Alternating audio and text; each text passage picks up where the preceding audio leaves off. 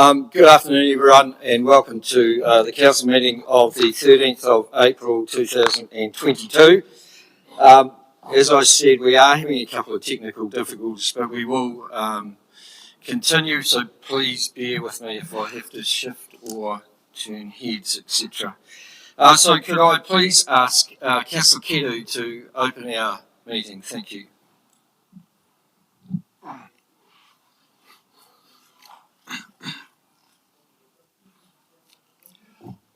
Tēnā koutou tō tātou whānau hei mui a tātou.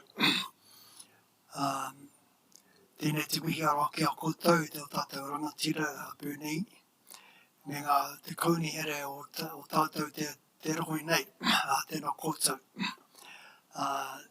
Kei te mihi atu ki a tātou, ki tō hāpuri, hei mui a tātou, tēnā koutou. Me tō tātou tangata whenua o te rohi nei, tēnā koutou, kia ora tata katoa. E te atu o e kaharoa, kei te whakamoi me te mata ki a koe e tēnei ra. Nau mai, hara mai, kei wangiri a tātou, ki te whakanui e tō tātou kaupapa hei mui a tātou.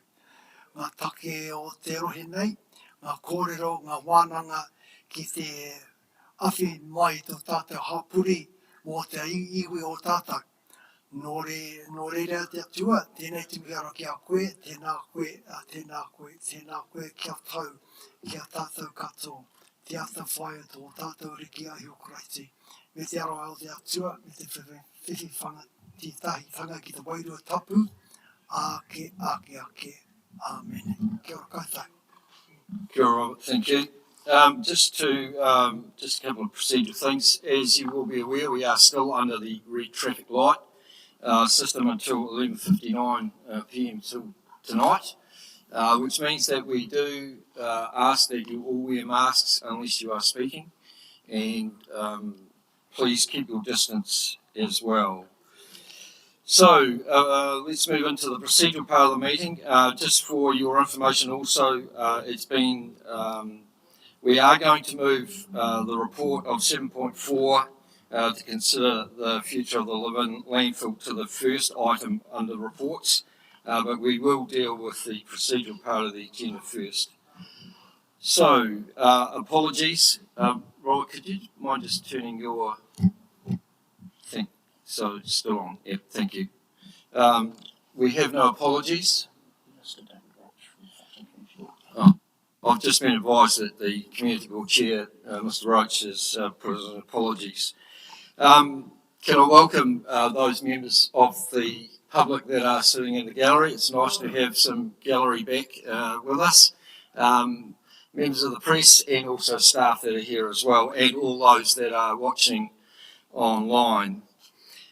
We have no items of public participation. Are there any late items? None. Councillor Allen. Could I just move that the apology be accepted, Mr Mayor? Is he official though? Does he need to actually be accepted as an apology? He's just yeah. Thank you. Any declarations of interest? None. Okay, so now, sorry, Councillor Bishop, did you push the button?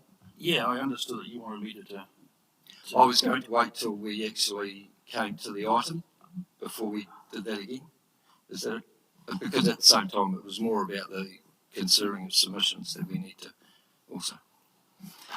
Well, I will say now that after some correspondence from yourself and a phone call and some rather ridiculous claims made as to my so-called conflict of interest, and then the ensuing letters that came that I have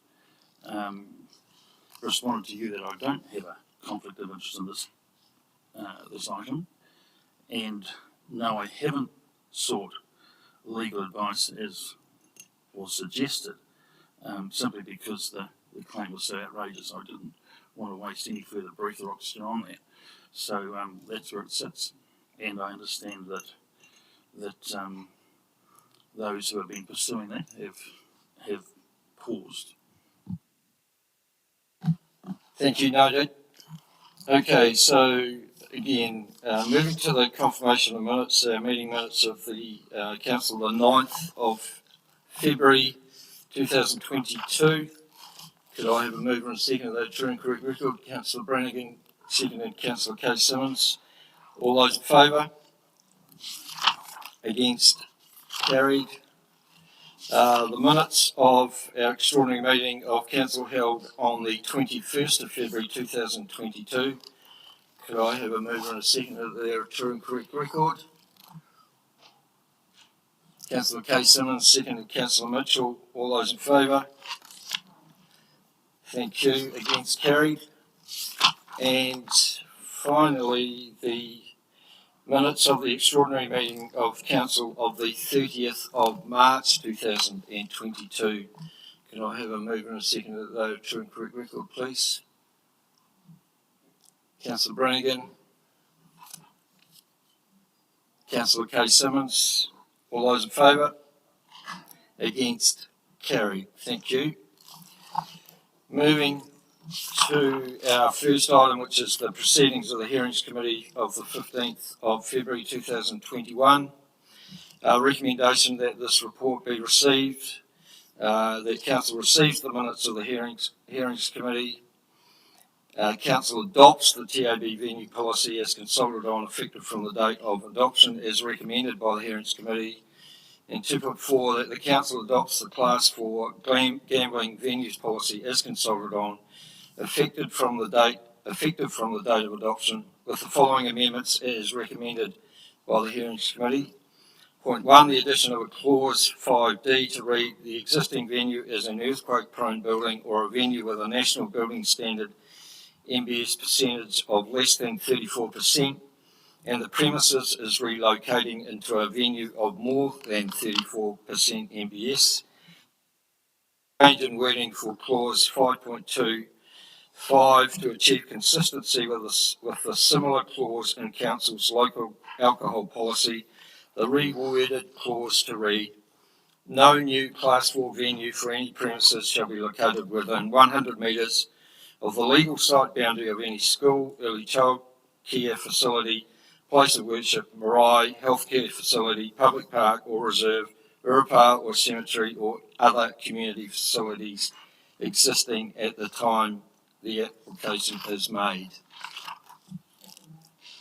Moved by Deputy Mayor Mason, seconded by Councillor Allen. Is there any comment, discussion? Recommendations on the table. I'll put the recommendation. All those in favour? Against? Carried. Thank you. Moving to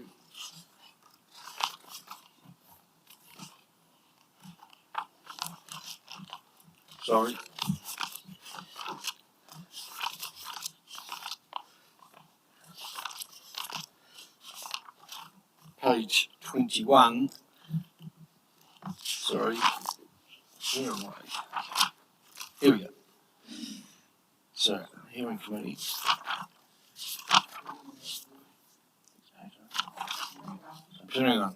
Sorry, my heading and my information underneath are on two separate pages. So we now move to the proceedings of the Community Funding and Recognition Committee of the 24th of March. And the recommendation is that the report be received, that Council receives the minutes of the Community Funding and Recognition Committee meeting held on the 24th of March, that this matter is a decision and be recognised as not significant in terms of Section 76 of the Local Government Act, and that the Horowhenua District Council ratifies the following Vibrant Communities Grant Round 2 2021-2022 allocations as listed. And 2.5, that the Horowhenua District Council ratifies the following Community Development Grant Round 2 21-22 allocations as listed. Do I have a mover? Moved by Councillor Tukapua, seconded by Councillor Allen. Any debate or discussion? Councillor Tukapua. Thank you.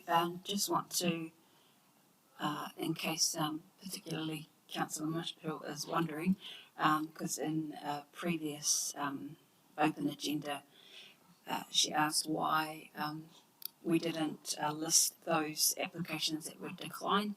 Our committee had a discussion about that, and the first thing I'll note is we received 20 applications, and seriously oversubscribed. There was more than $100,000 requested, and as you can see, we only had 39,000. So we went through this obviously very thoroughly, and we only declined 4 of the 20, and each of those groups will receive a letter specifically outlining the reasons why they were declined, and we weren't comfortable naming those ones in a report like this. It's it's not very maybe mana enhancing is the best way I can describe it. So hopefully that's okay for you. Thank you.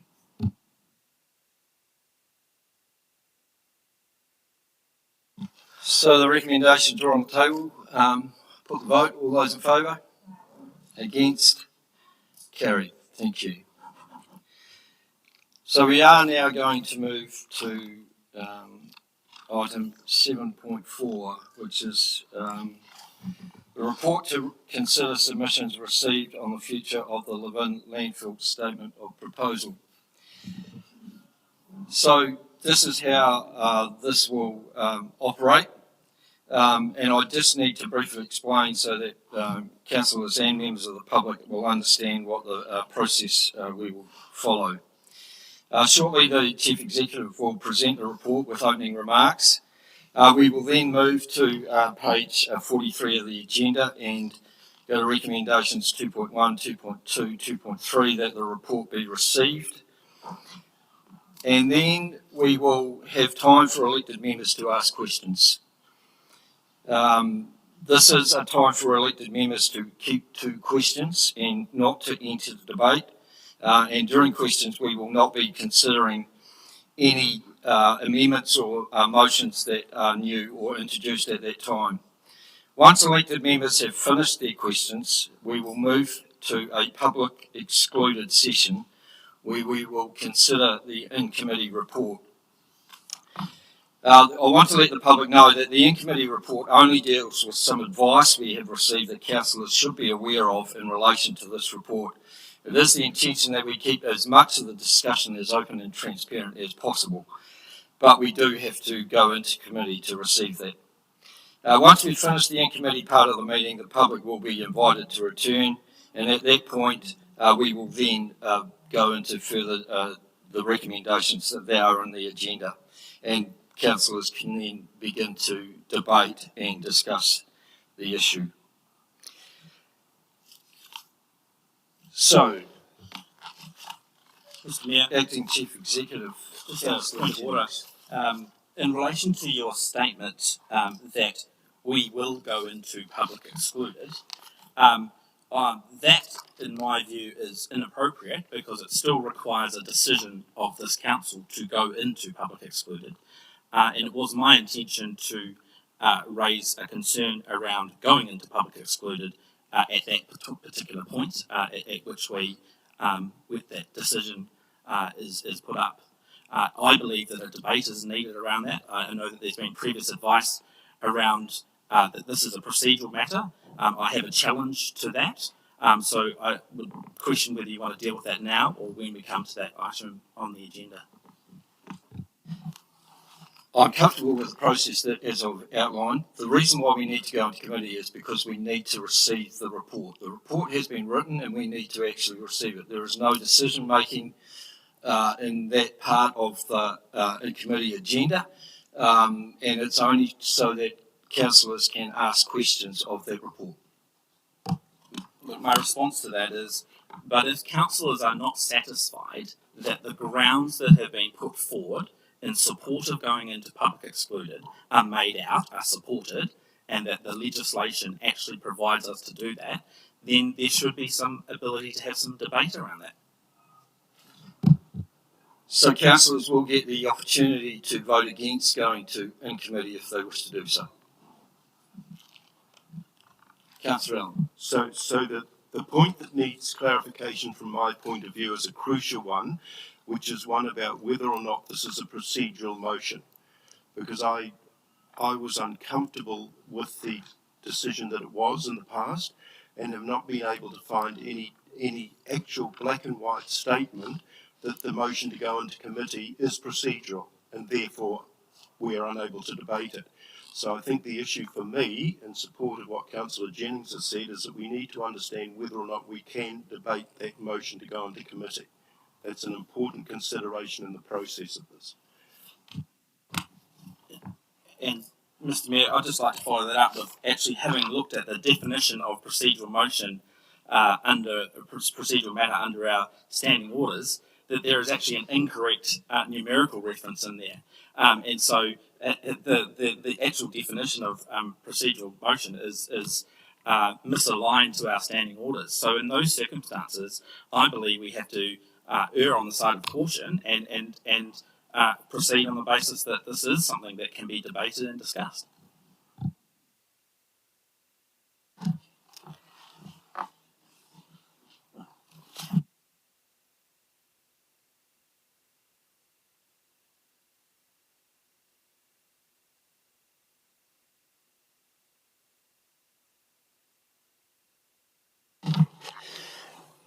So my ruling is that we will continue as we have done in the past, that this is something that is being raised within the context of a meeting, that if there were concerns about whether we should have gone into committee and whether we should debate, that should have been raised well before the meeting so that it could have been discussed.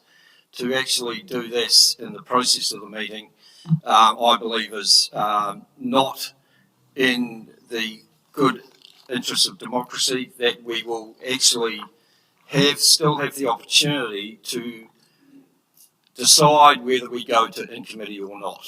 And that is where we will, because it is procedural, there will not be any further debate. So I'll now ask the Chief Executive to introduce the report. Before he does that, can I just move the recommendation 2.1, 2.2 and 2.3, that the report to consider submissions received on the future of the Levin landfill statement of proposal be received, that this matter or decision is recognised as significant in terms of Section 76 of the Local Government Act, that the Council acknowledges with thanks all who have submitted on the future of the Levin landfill statement of proposal. Do I have a mover and second? Moved Councillor Allen, seconded Councillor Mitchell. All those in favour? Against? Carried. Thank you. Mr. Chief Executive. Thank you, Mr. Chair. This report concludes a process that was initiated with entry into the landfill agreement in March 2019. Councillors were briefed ahead of entering into that agreement before it was signed, and the second point with regard to that is that agreement led to an adjournment of the proceedings in the Environment Court.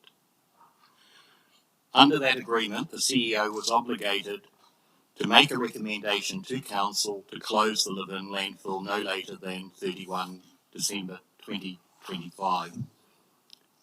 Noting, of course, that the decision was Council's. So that recommendation was brought before the Council in November of last year, and the Council process has followed since then. The Levin landfill is a strategic asset, and therefore any decisions about its closure trigger the significance and engagement policy, which in turn drives a special consultative process under that policy.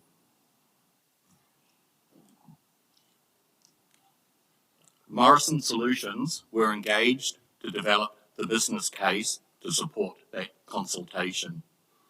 That business case identified 5 reasonably practical options, and at the Council's meeting in November, Council dismissed 2 of those options as not being viable for the reasons that were set out in the business case, and of importance, noted that there would be, or determined that there would be 3 remaining options which formed the basis of the statement of proposal and the consultation that then happened with the community.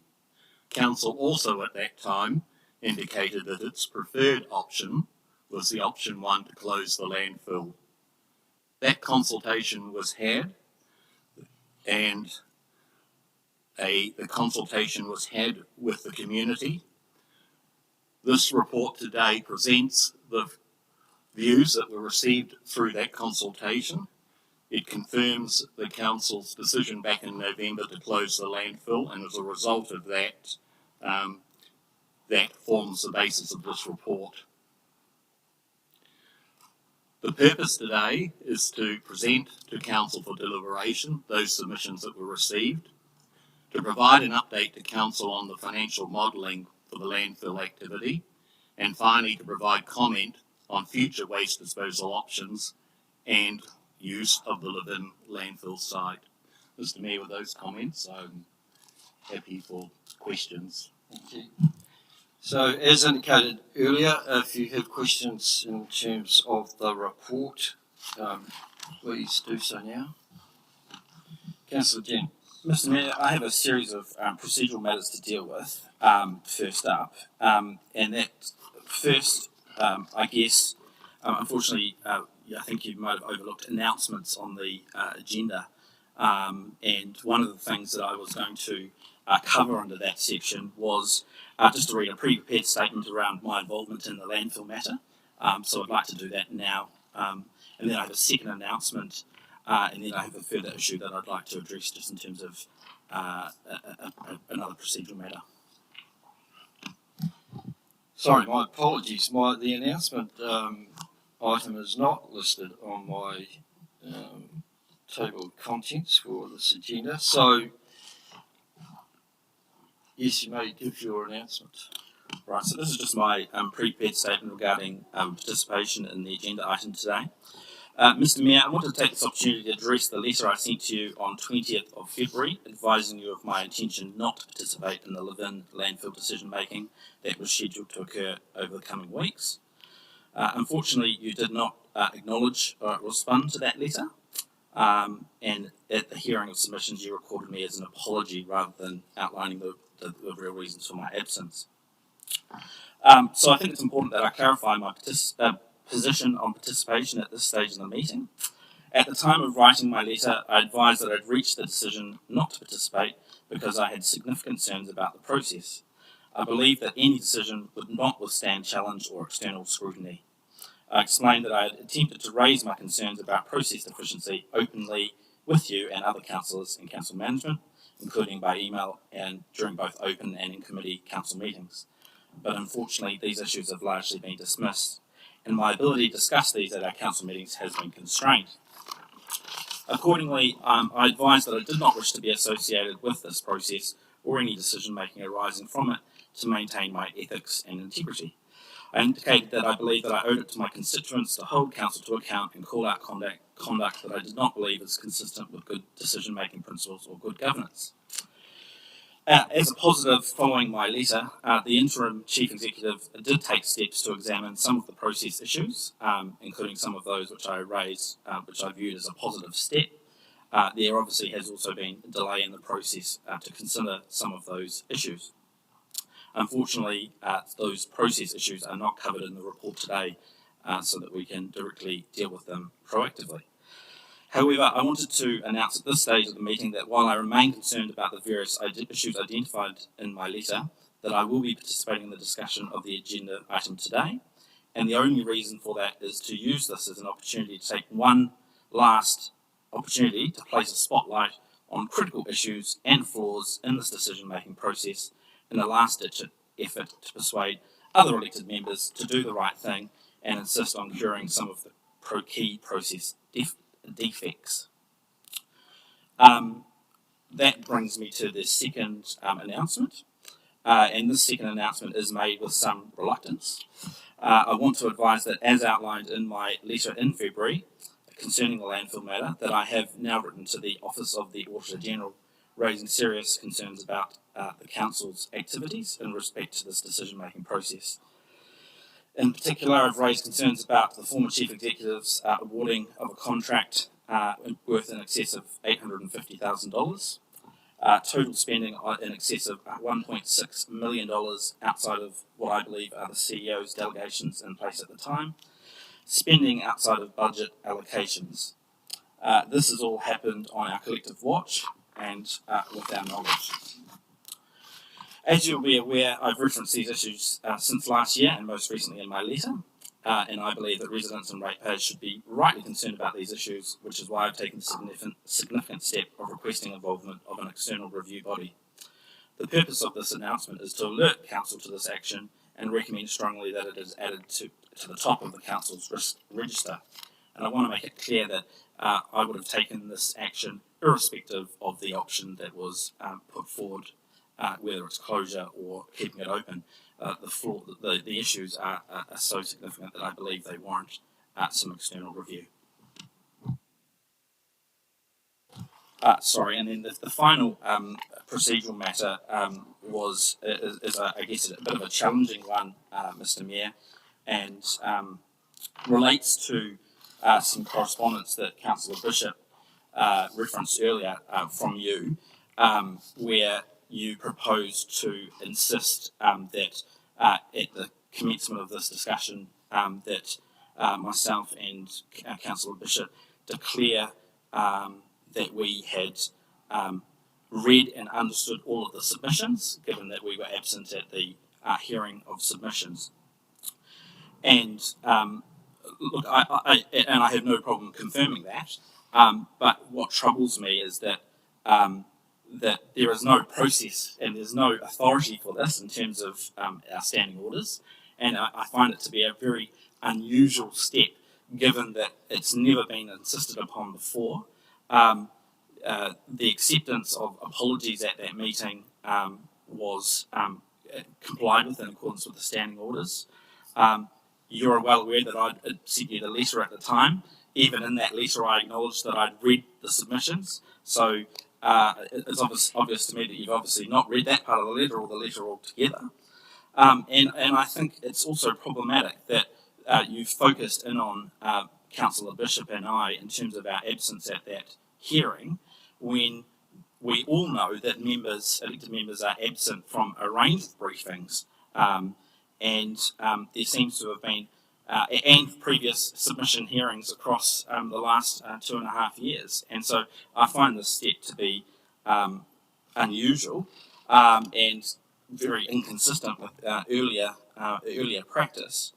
And in fact, if the focus is on ensuring that have sufficient information to participate in the conversation today, I'd be more concerned about the elected member emails that have been circulating in recent weeks with questions seeking information that is fundamental to the decision-making process that should have been asked 6 months ago.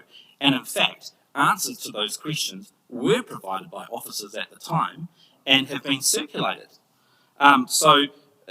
Look, if we want to get real, and if we want to actually focus on making a good decision and ensuring that everyone around this table is prepared, then I hope that you are going to be consistent in terms of holding others to account. I think, have you finished? No, and then I've got one further issue, because I took the issue of the personal declaration that you were seeking as a bit of a personal attack, and I actually have a personal concern about your predetermination in this process, and I'd like to address that. Can I assure the council that this has nothing to do with whoever the people were who did not participate in the hearings. After your letter to me on the February 20, where you unequivocally withdrew yourself from the decision-making process, I needed to ascertain whether you were going to be party to the actual decision-making process, because you had withdrawn from hearing of submissions from the community. The community needed to be reassured that if you were going to participate in the deliberations, that you had read and considered their submissions. I sought legal advice on whether that was appropriate that you should even participate in the deliberations part of this meeting because you had not been party to the submissions from the public. The advice that I received was that you could participate in the decision-making process as long as you could assure the table that you had read and considered the submissions. It has nothing to do with the fact that it is you or Councillor Bishop that have made that decision in the first place to withdraw from the deliberations, or sorry, the hearing of submissions. So it is certainly not a personal attack. If any other member of the council had withdrawn from the hearings, I would have asked exactly the same question, and to make sure that those that did make submissions are reassured that all people around this table are making a decision based on what they've told us. Well, that brings me, I guess, as I say, to the concern around your predetermination, Mr. Mayor, and it's my. I'm not going to allow that discussion because it's not appropriate. You can call out people for predetermination at some other time, but I am not. When we debate the issue, you can make some assertions, if you like, about my involvement in what that, but it's not going to be a public announcement about me predetermining my outcome for this matter.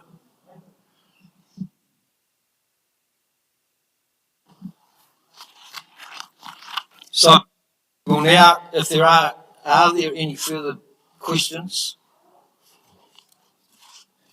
Councillor Jennings.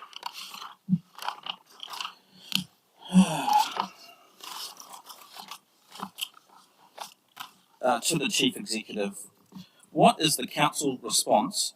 Sorry, Mr. Mayor, there's a series of questions here. What is the council response to the issues raised in submission 90?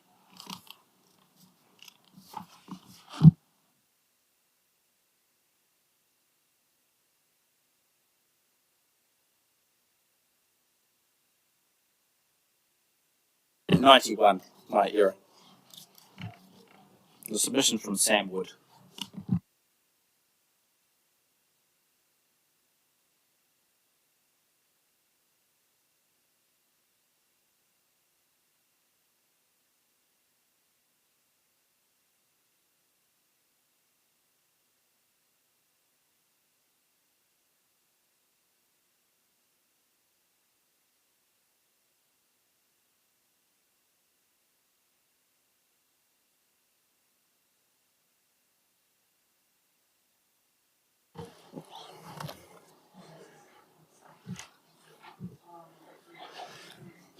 Councillor Jennings, so submission 91 was from Sam. Yep. Sam Wood. He raised a number of matters which were outside the statement of proposal, so they required no response.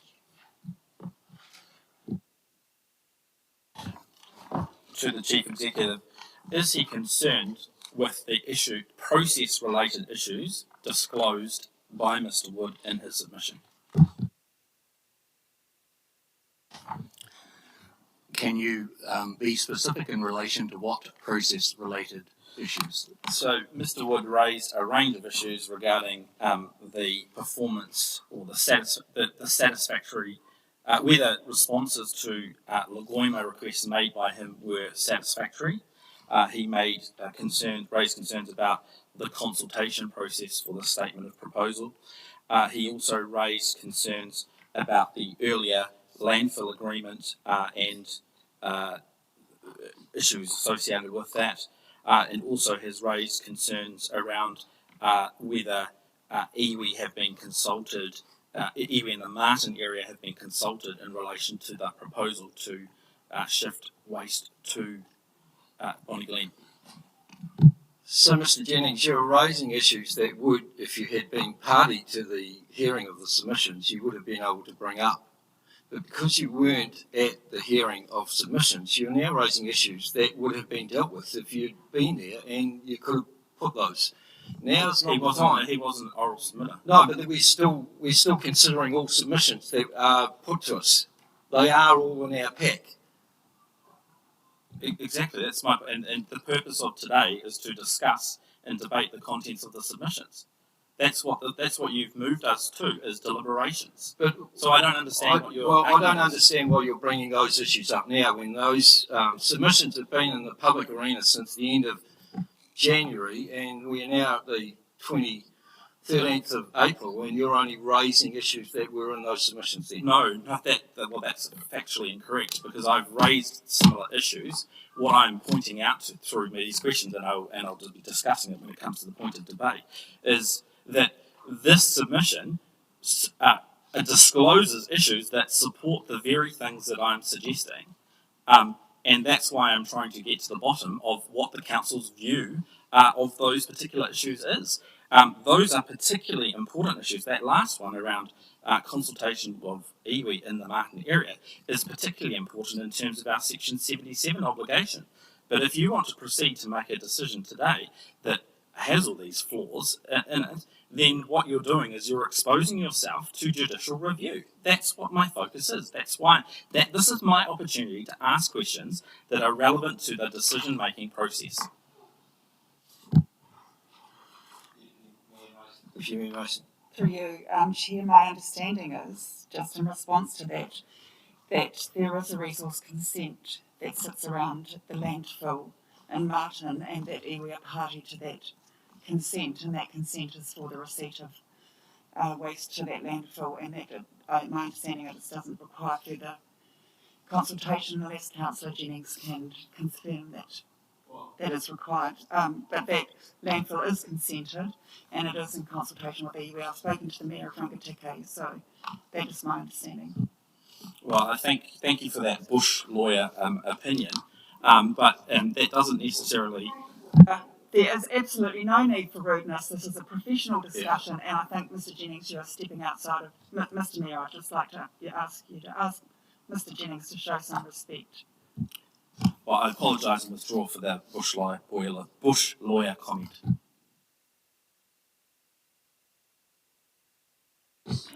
All right.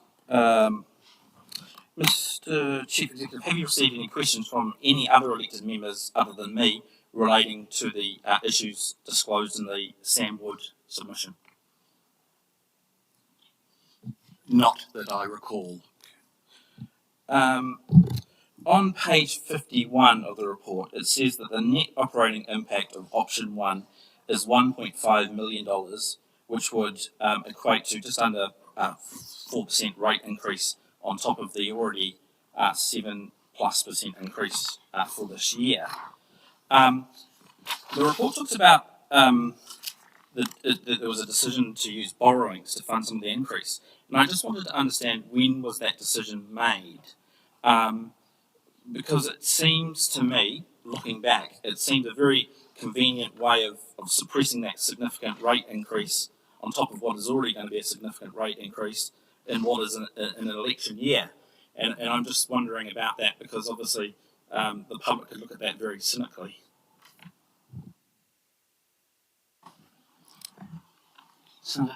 Through you, Mr. Chair. So in terms of the decision, it's absolutely the Council's decision to come as part of finalising the annual plan.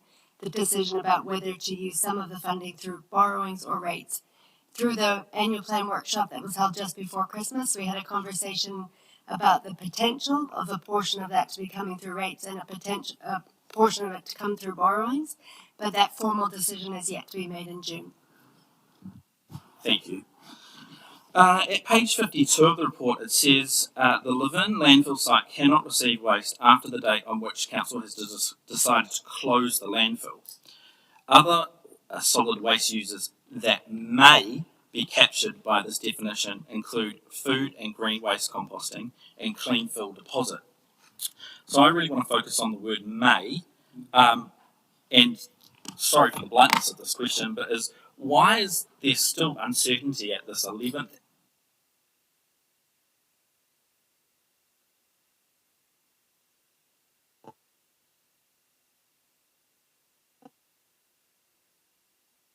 on that point? And if we have, is that within the scope of the advice that has been obtained around the word closed, but hasn't been provided to us.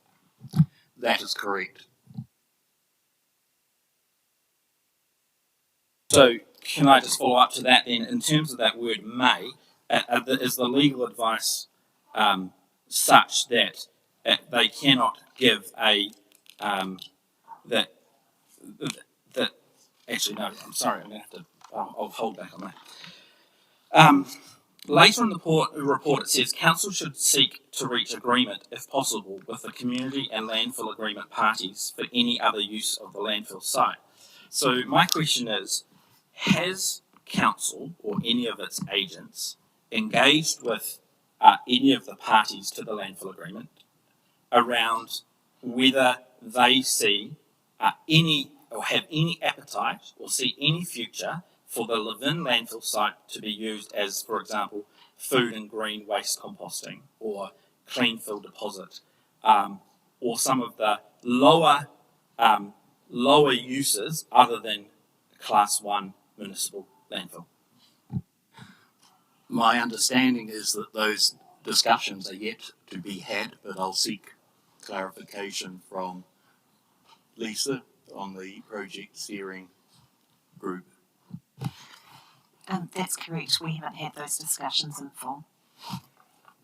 I assume that's also the case for conducting of recycling activities and other things anticipated by our waste minimisation plan. Yes, that's correct. So this brings me to, I guess, clarity, just to understand in terms of the practicable options that were referenced in terms of the Morrison Solutions report. And I really want to understand, in terms of the brief or the terms of reference that were given to Morrison Solutions, was looking at hybrid or reduced waste options, such as just a composting facility or food and green waste, solid waste depository, were those options or concepts part of the terms of reference for Morrison Solutions to look at? We have the benefit of having Morrison Solutions with us now, and fortunately we can't see the screen, but Malcolm or Tessa, I'm assuming you can hear us. Perhaps you can give us an indication of the terms of reference that was provided for the development of the business case.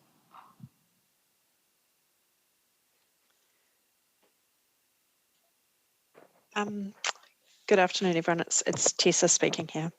So, in terms of the terms of reference for the business case, we were asked to look at the future of the Levin landfill and whether it should be closed in accordance with the landfill agreement by 2025 or sooner, or whether it should be kept open through until 2037 or sooner if it was full. We were also asked to look at the alternative disposal options for HDC's waste should the Levin landfill be closed. So, sorry, supplementary to that is, so by what you've said there, the terms of reference appear to be quite narrow in that they only consider council-controlled waste. There was no broader assessment in terms of other parts of our waste management and minimisation plan, such as, and in particular I'm focusing on the proposed government policies that are actively being consulted on now in terms of green waste and food separation, and what a curbside collection of those, or mandatory curbside collection service might look like, and how we would actually manage and control that waste stream so that we can achieve our waste management and minimisation plan objectives.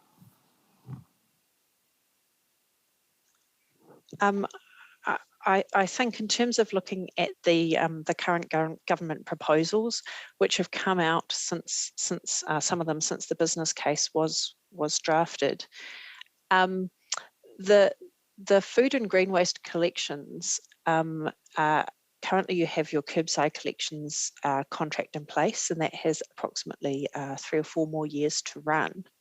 And the assessment of options was made in such a way that it was possible for HDC to reassess what its curbside services would be when that current contract came to an end. And the resulting impacts on the residual waste volumes were considered as part of the overall assessment of volumes in the business case. Thanks, Tessa. Sorry, this is just a question through to the Chief Executive and his team. Just in the last couple of days, I asked for a status update on the council business case relating to green waste and food waste collection. The response I got back was didn't give me a timeline or really any indication of status. But then I compare it to the answer I got to the similar question last year that I made, and where council said, we're in the process of doing a business case feasibility study. Based on other council experience, curbside collection of food waste and green waste is comparable to curbside recycling collection. So I'm really just after a clear and unambiguous answer around what is the status of that business case and when can we expect it to land, because it may be relevant to this decision. Well, I think it is relevant to this decision, and I really want to understand the timeline between completion of that and how it might factor into this discussion. I am not able to indicate a timeline to you. There is a review of that due by 2024. The comment I would make is that acceptance of the recommendation of this report does not preclude any of those future options, including other waste streams.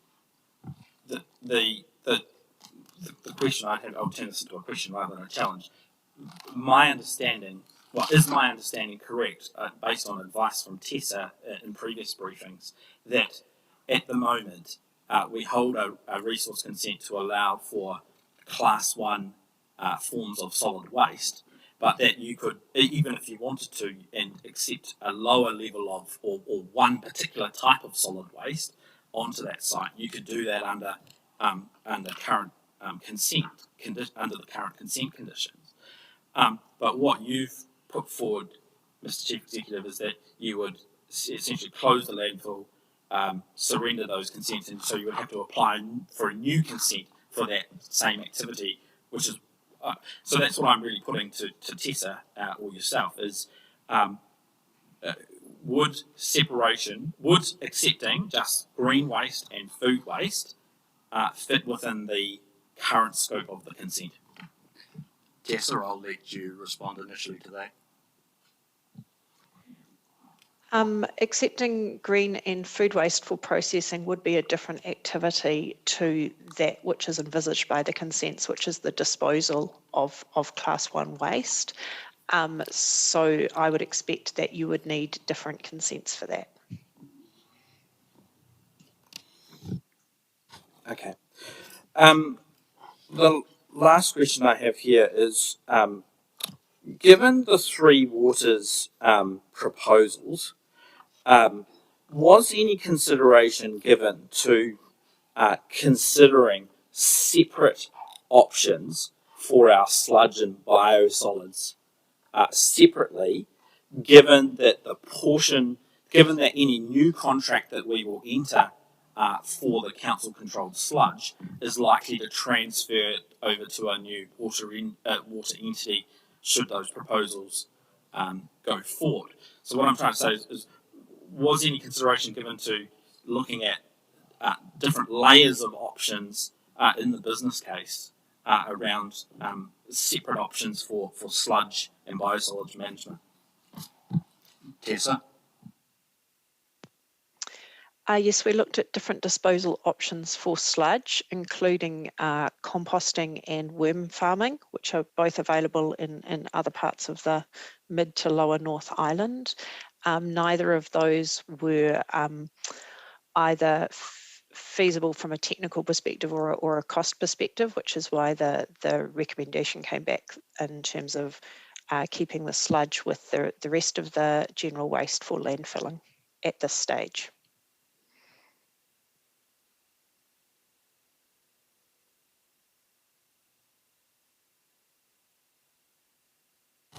Sorry, just yeah. So just a series of questions for Mr. Mayor.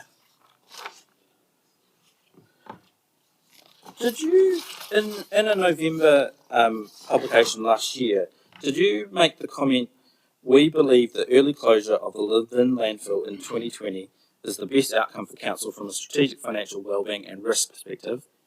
Any other option is clearly not sustainable. It's the right thing to do." Having heard, if that statement was made by you, do you think that that demonstrates an open mind in terms of considering submissions around other options? I made that statement at the council meeting where we considered going out to the consultation option.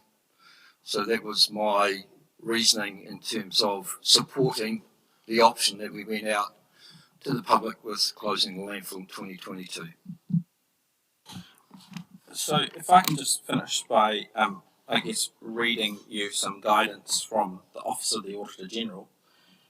The guidance is that the rule against predetermination requires decision makers to remain open to persuasion and not to commit themselves to a decision until after having heard all the evidence. Predetermination on the part of one councillor alone may be enough to invalidate a decision.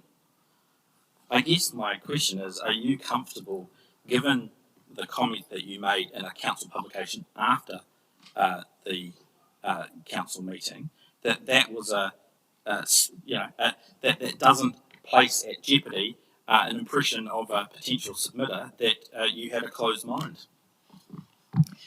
No, it doesn't. And that was, as I said, was not made in a council publication. It was made in an open public meeting like this is. And I believe that my conduct through the submission process and the hearings of those submissions would have given no submitters any indication that I had a predetermined mind made up in terms of this decision.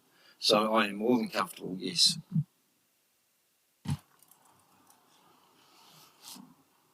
Councillor Mitchell. Thank you. So my question relates to our methane capture system. So I understand that our methane capture system is not nearly as efficient as Bonnie Glen's, and I would like to know who designed it, who implemented it. Was it the Midwest who was running our landfill? Were they responsible for that system, or was it done independently? I'm sorry, people, I sent this question in, but it did not get answered in time for everybody to get the answers, but I understand that officers have the answers now. Through your worship, and given the limited time I've had to investigate this, because it predates many of us at this table, my understanding is that the current flare was tendered in 2018 and was won by a company called Windsor Engineering, based out of Wellington, who are specialists in this sorts of infrastructure. It is a modern state-of-the-art facility and has been operating under their guidance since.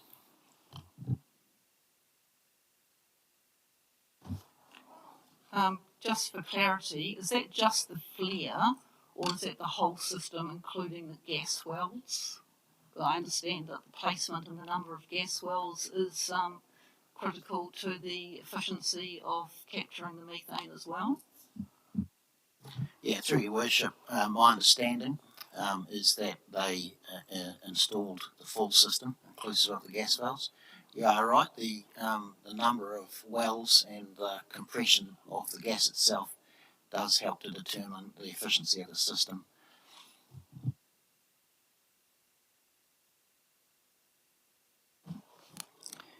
Any other councillors got any questions? Councillor Brown.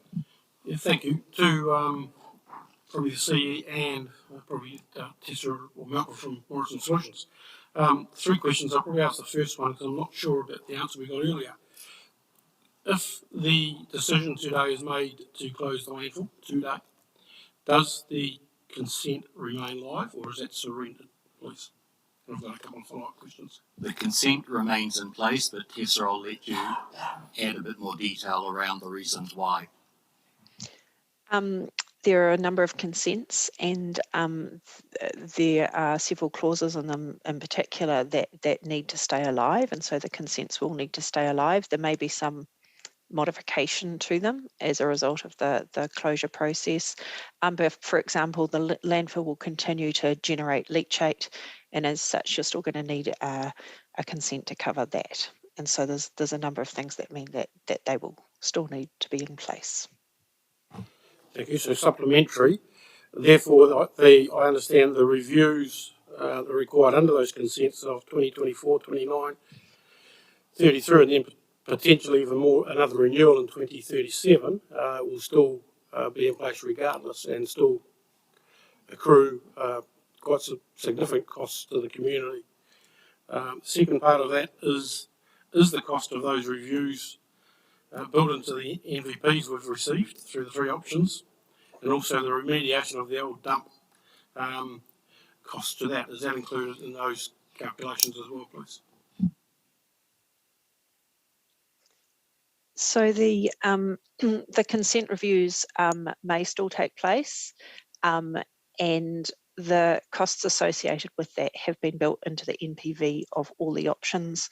A higher cost associated with the consent review has been made associated with any time at which the landfill is still open, recognising the fact that the costs of that are likely to be more significant. And the costs of remediating the old landfill or the dump have not been included in the NPV. Thank you.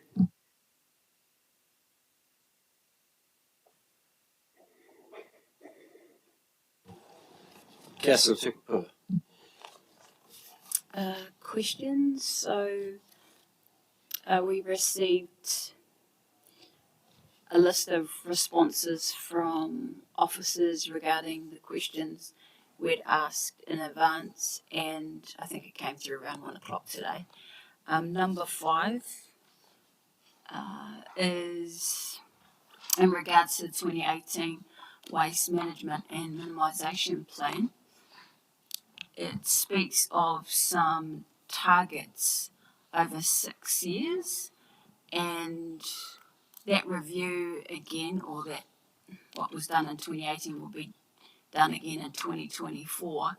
So that 6-year plan, because the detail is not there, did that start from 2018 and obviously has not been achieved with only 2 years to go?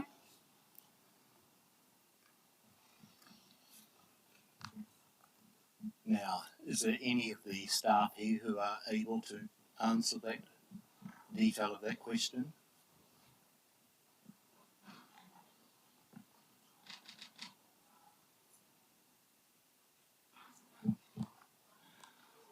I might then assume, because I was a submitter in 2018, I wasn't on the panel of decision making, so I've kind of watched this fairly closely.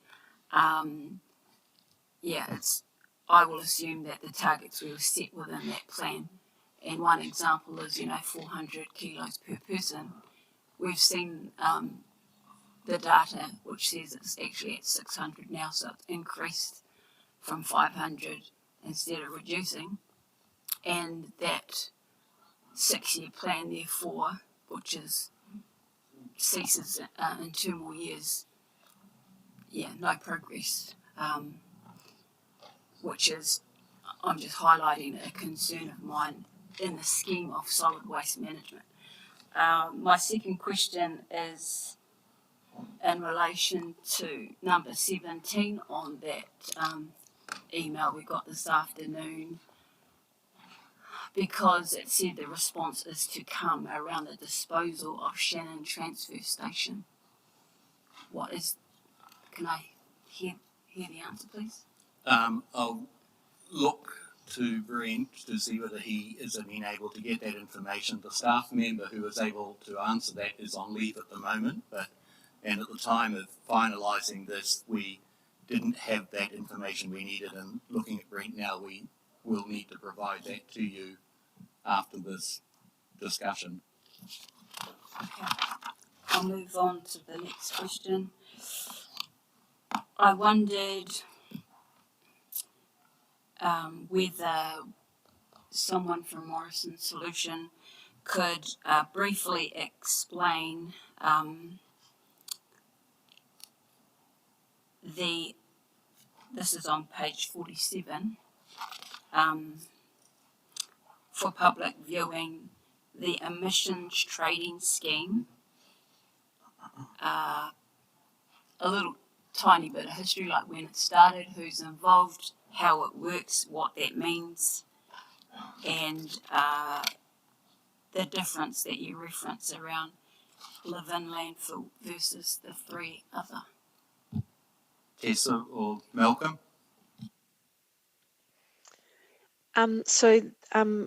Landfills have been included in the emissions trading scheme for going on for 5-10 years now, and they have to pay.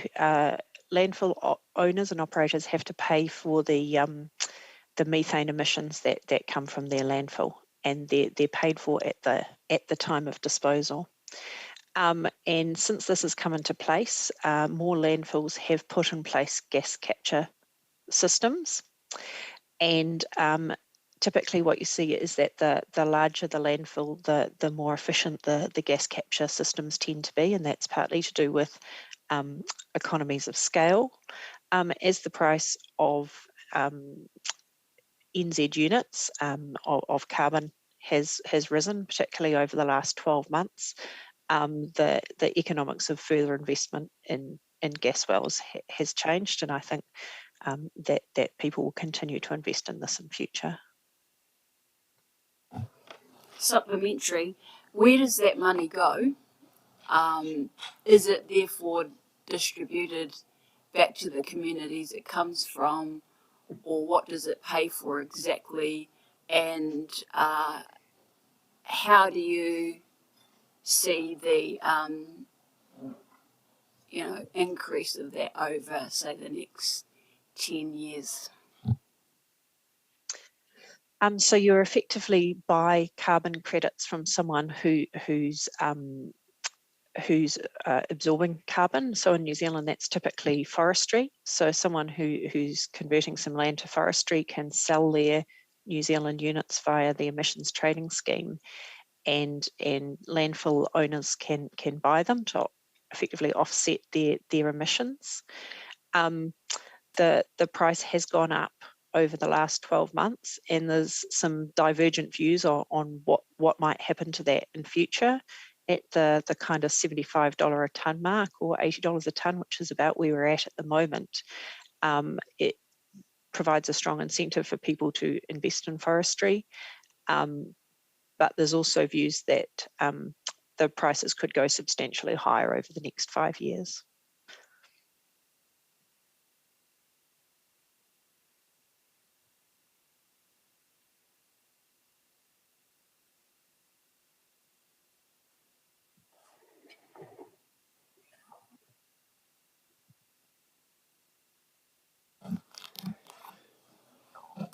Okay, so there appear to be no further questions. So Councillor Bishop. Sorry, I was just being patient and letting the team all have their say.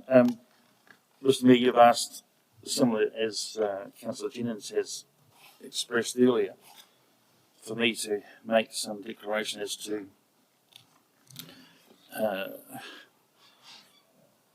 the involvement around the submissions hearing process, which I was an apology for, and I indicated to yourself that I had some concerns about the process, which was why I wasn't comfortable in that. But I understand that this is a really significant piece of work, a decision which is going to define the triennium of this council. It's long been signalled it's going to be one of our biggest decisions to make, and therefore it's right to have a high degree of accountability, a high degree of transparency, and a real desire to follow the rules. Now, I'm not sure what rule I'm following if I'm declaring, but I'm happy to, because it's right that the public who have shown interest in this all the way through need to hear that. But before I declare that, Mr. Mayor, just one, and I've got a number of questions that will come up, I think, in the debate rather than now, but can I ask you to make a declaration that you are happy that this whole process has followed, certainly as regards to procurement of services, has followed council processes and procedures as set out in the document that we are all a part of the procurement policy, that we're all a part of, not just putting in place but monitoring, because there's some clear guidelines in there. But are you comfortable that this process has followed the procedures set out in that policy? That's a question for the debate. Sorry, for the chief executive to answer in terms of the organisation having made all those right and proper decisions. Thank you. So all I can do, and I'll bring it up later, but all I can make sense of that, and for the public's interest, is that any works that are to be engaged with services, goods or procurement that is above $100,000 in value is supposed to be endorsed by the procurement review group as per our policy. Now, we all understand that almost $1 million is well above $100,000. And I have asked and asked and asked, and even today asked about the documentation that supports such engagement. And I haven't been furnished with anything. And I can only assume it doesn't exist. And that is just one of a number of issues why I have such concerns about this whole process. Because it has been, in my view, unduly influenced by yet another process which didn't come from a resolution of this table, which was regularly referred to as an agreement between council and the group. Sorry, Councillor Bishop, I am going to have to interrupt you there. This is a period for questions. You will have the opportunity to make a statement when we debate the issue. If you wish to declare that you are comfortable in considering the submissions on in the hearings and deliberations, quite happy to hear that, but nothing further. Thank you. Well, I'm happy to declare, and you will see during the course of the debate that the questions coming back from council may not be as open and honest as what I'm going to say now, because I have absolutely understood those submissions. It's the first time in my 12 years here at council that I've spent some time with a member of the team in our public gallery here to further understand. And I thank Mr. Everton for the time that we shared that afternoon to delve deeper into the issues. Because through an hour and a half of discussion, I can tell you I got far more insight than what a couple of sentences on a bit of paper can give anyone. And given this long-standing, as long as I've been here, you've been here every year. Where's that money coming from, Capita? Without filter. You are. So again, I have. Thank you. I have engaged with the process. Okay, I appreciate that. I do understand that. And I'm sad to think that level of scrutiny wasn't put on this table at the last LTP. I only need a statement to say that you've considered the submissions. Thank you. Do you have questions?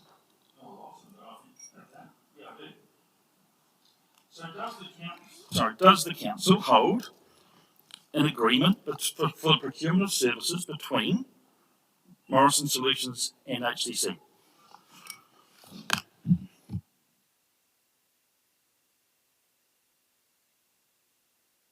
I'll let you answer that.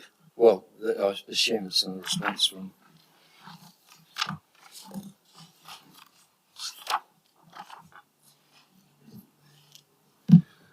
Morrison Solutions were originally engaged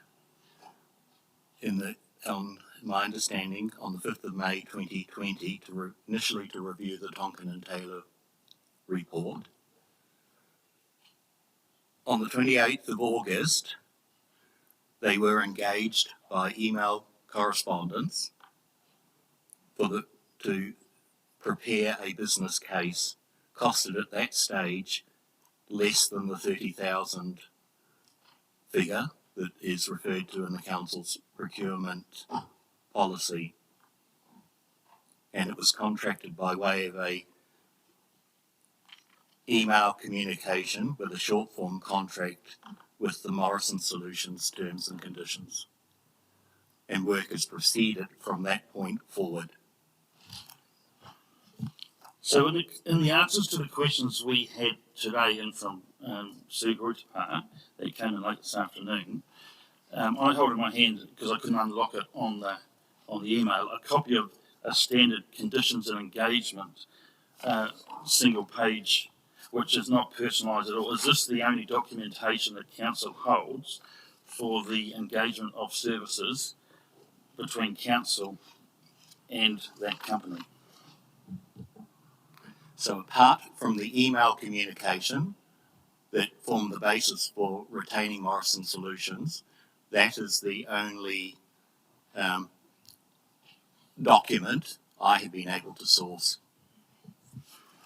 So I'm sad that I'm going to have to direct this at you, Mr. CE, because I don't feel comfortable given you're in the hot seat.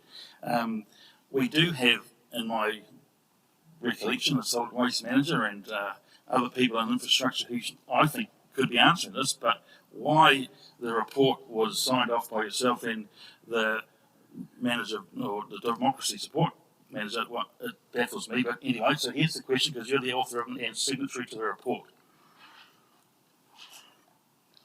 So I take it that, or in your opinion, does the engagement align with our procurement policy? The engagement certainly aligned originally with the value of services that was being expected to be performed. It's clearly continued beyond that date without any further contractual arrangements being put in place. What I can say is I have no doubts around the quality and value of the information that has been provided by Morrison Solutions. And is that process being overseen by the procurement team of the day, whoever that might have been? I don't believe so.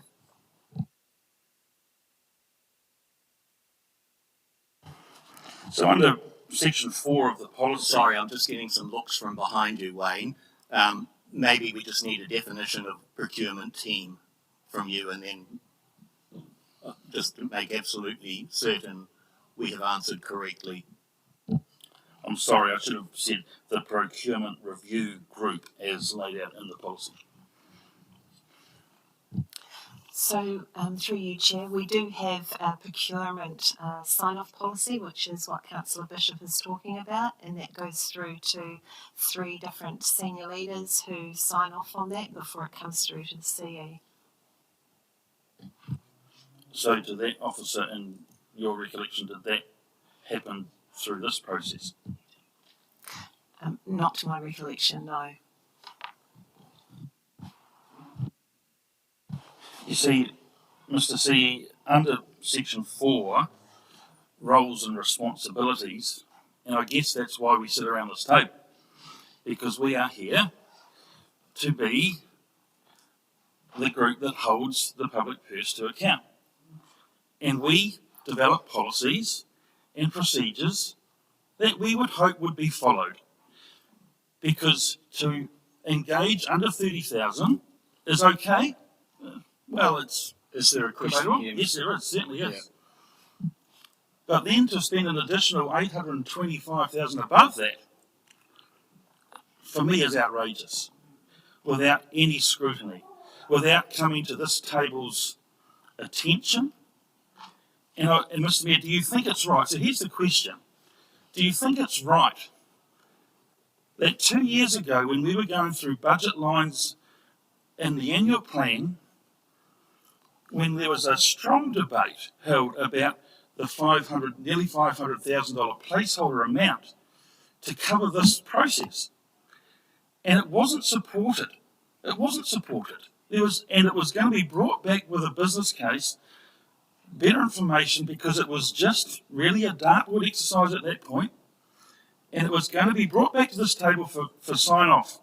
Do you think it's right that we never saw that, and that it ballooned over $1.5 million? Are you comfortable that that's how this organisation monitors the spending of the public purse? That is a rhetorical question. I'm sure you, well... You asked me if it was a question, and I said it's coming, and I said, is it acceptable? That's a question for the whole table, not just for me. Well, if you won't answer, I will. And on behalf of those around the table who don't think that's acceptable, I think it's outrageous. And I will not be putting my name to that kind of spend when I just don't know what, how, when, why. It's just an open slather checkbook. And when we were obviously as a table really concerned at the $470,000 number or whatever it was, that we had a serious good debate over that, and then to slide to 1.6, I just Again, cannot. Councillor Bishop, you're making statements. This is not the time for statements, please. I was answering the question for the public.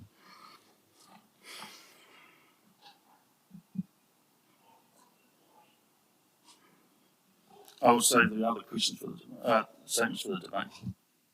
Thank you.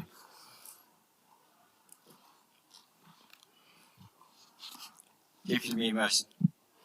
Through you, Chair, just to pick up on a comment that was made by the Acting Chief Executive when you worked through the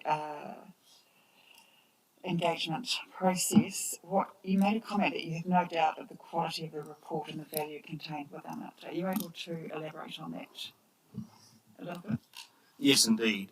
In the time that I have been here, and the interactions that I've had with Morrison Solutions, I have been entirely satisfied by and impressed by the quality of the information that has been provided in response to the various issues that have been under consideration.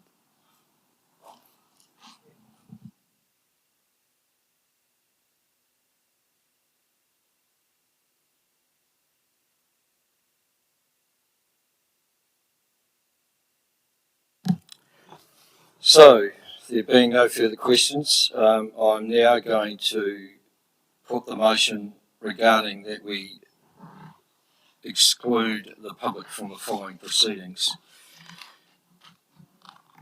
So under number 11, procedural motion to exclude the public be excluded from the following parts of the proceedings of this meeting. General subject of each matter to be considered while the public is excluded, the reason for passing this resolution in relation to each matter, and the specific grounds under section 48(1) of the Local Government Official Information and Meetings Act 1987 for the passing of this resolution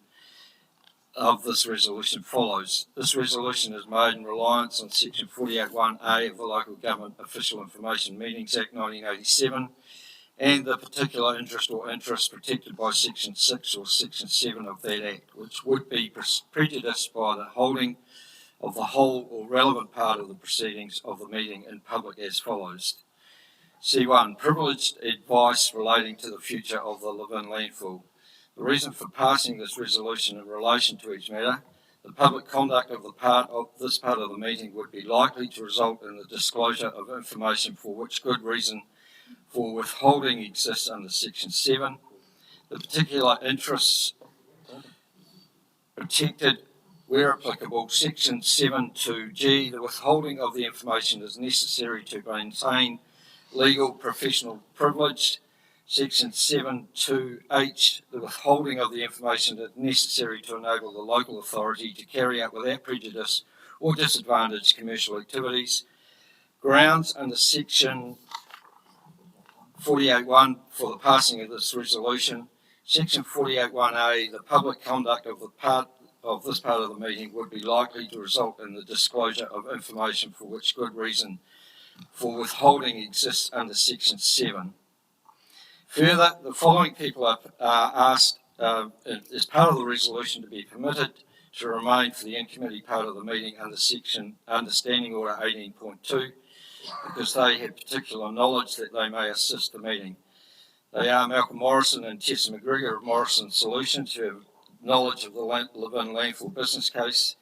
David Allen and Victoria Brunton of Buddle Finley, who have provided legal advice to the Levin landfill business case. And Monique Davidson, who is the incoming Horowhenua District Council Chief Executive, who has knowledge of the organisation. I am putting that motion. Do I have a seconder? So, Deputy Mayor Mason.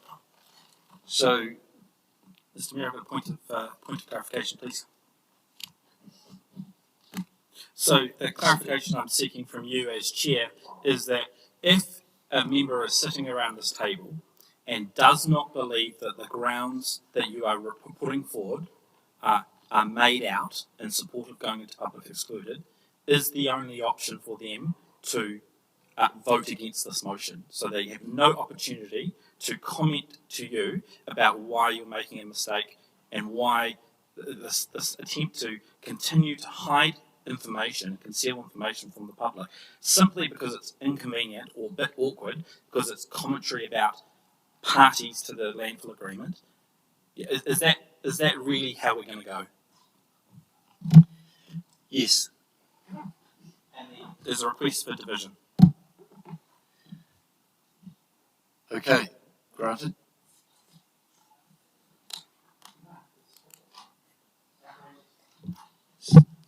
The motion's on the table. Deputy Mayor Mason.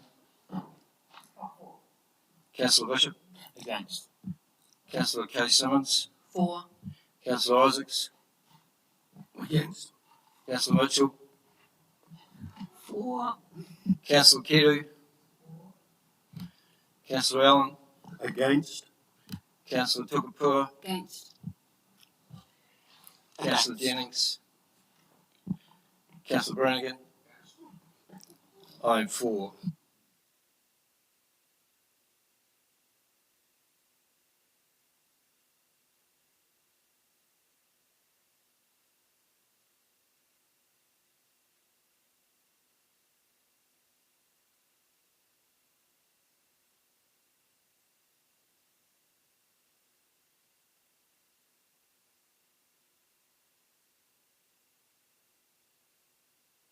The motion has lost 6-5, so we do not move to committee to receive the advice, and we will now continue to the recommendation on page 43 of your agenda, and we will do these item by item. So 2.4. The Council adopt option 1, close the Levin landfill in 2022. Sorry, I am prepared to move that. Sorry, Councillor Brannigan. If I wish to move in a proposed amendment to that option, is this the right time to do it now? Let's put this substantive motion on the table, and then you will be able to do that. Point of order. Sorry. Yeah, point of order. Sorry. The motion that you're, substantive motion that you're proposing to put is simply a recommendation from council officers. Mr. Brannigan has pushed his microphone first and has said he wishes to make a motion. In my view, the standing orders provide that he can do that. I have already moved the motion, or the recommendation first. I'm seeking a seconder. If that lies on the table and then someone else wants to make an amendment. We're making up the rules as we go along. We're not making up the rules. Yeah. The democracy officer has given me advice. Excuse me, Mr. Councillor Jennings. Those comments are not needed.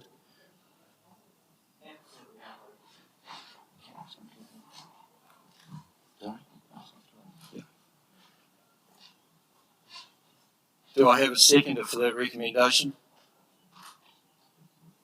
Deputy Mayor Mason. Councillor Brannigan, do you wish to make an amendment to that recommendation?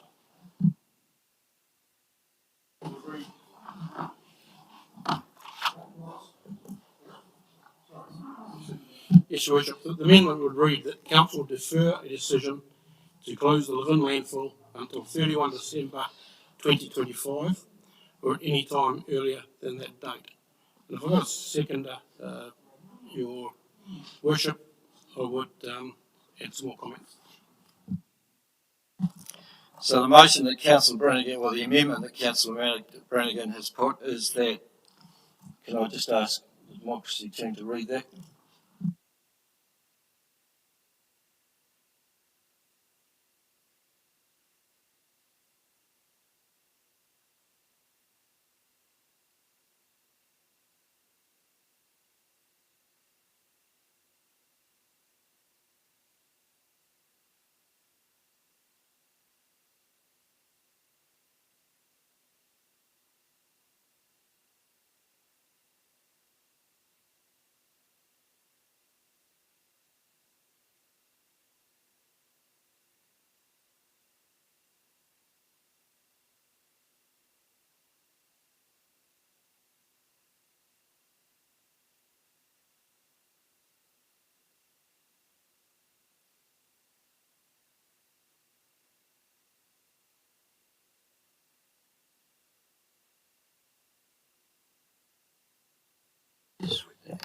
So the amendment is that the council defer a decision to close the Levin landfill until 31 December 2025 or at any time earlier than that date. Is there a seconder to that amendment?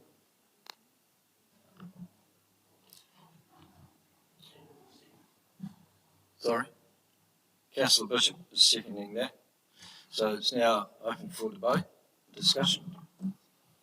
Thank you. Thank you, Your Worship, and thank you for your indulgence. As Councillor Bishop outlined earlier, Your Worship, for a long time, this item has been sitting with us. And it's been coming to us for a long, long time, as we know. It's long been touted as one of the most significant decisions we will need to make in our time in this council. We have been on a very long journey around this matter. And I think what the process is showing, and highlighted by a lot of the questions earlier before we've got to the stage, is there's still a large degree of uncertainty as into the whole waste management sector process, and certainly around what is best for our community, because while I absolutely, and I'm sure all of us do, understand the passion and the emotion of a part of the community around this landfill, we as governors, as councillors and governors, have a much wider gambit. And that's to look at the whole situation with the landfill, all of the aspects of it, and all of the impacts of it, of our wider community. I, for a long time, Your Worship, been an advocate of option one. In the last few months, I've become uncomfortable with ring fencing option one for a number of reasons, which I will outline perhaps later in a writer's reply that I might have. We've seen the report We've heard the issues around procurement, around engagement, and a great deal of uncomfortableness around discomfort around the table of elected members. And as governors, I submit that we need to consider that before we make a decision today. Worship and councillors, we've for a long time heard about the landfill agreement and the conditions and restraints or obligations around the landfill agreement. The landfill agreement is a two-way street. The landfill agreement has a end date of 2025. My submission is that we are not in the position to go to option one today. There is too many uncertainties. Even with the Morrison Solutions report, and we sat here only a few weeks ago, and Tessa and Malcolm gave us some great, straight, honest answers around where things are at in the waste management sector at the moment. The word said it was a fast-moving beast. There's lots of change on the horizon. There's things happening in the waste management space that were not happening 6 months, 12 months ago. And the comment was that even since, and you heard it again from Tessa today, that even since the business case was put forward by Morrison Solutions, as thorough as it was, things have changed and other options are becoming available. We know about the government's priorities and new government policies coming in. We know about just up the road about another opportunity, exciting as it is, that may unfold that we could well have access to. We talked to Morrison Solutions in one of the workshops recently about the option we might have with Midwest in the meantime, about taking our waste there and potentially a favourable rate. We were told it was unlikely that they would extend that.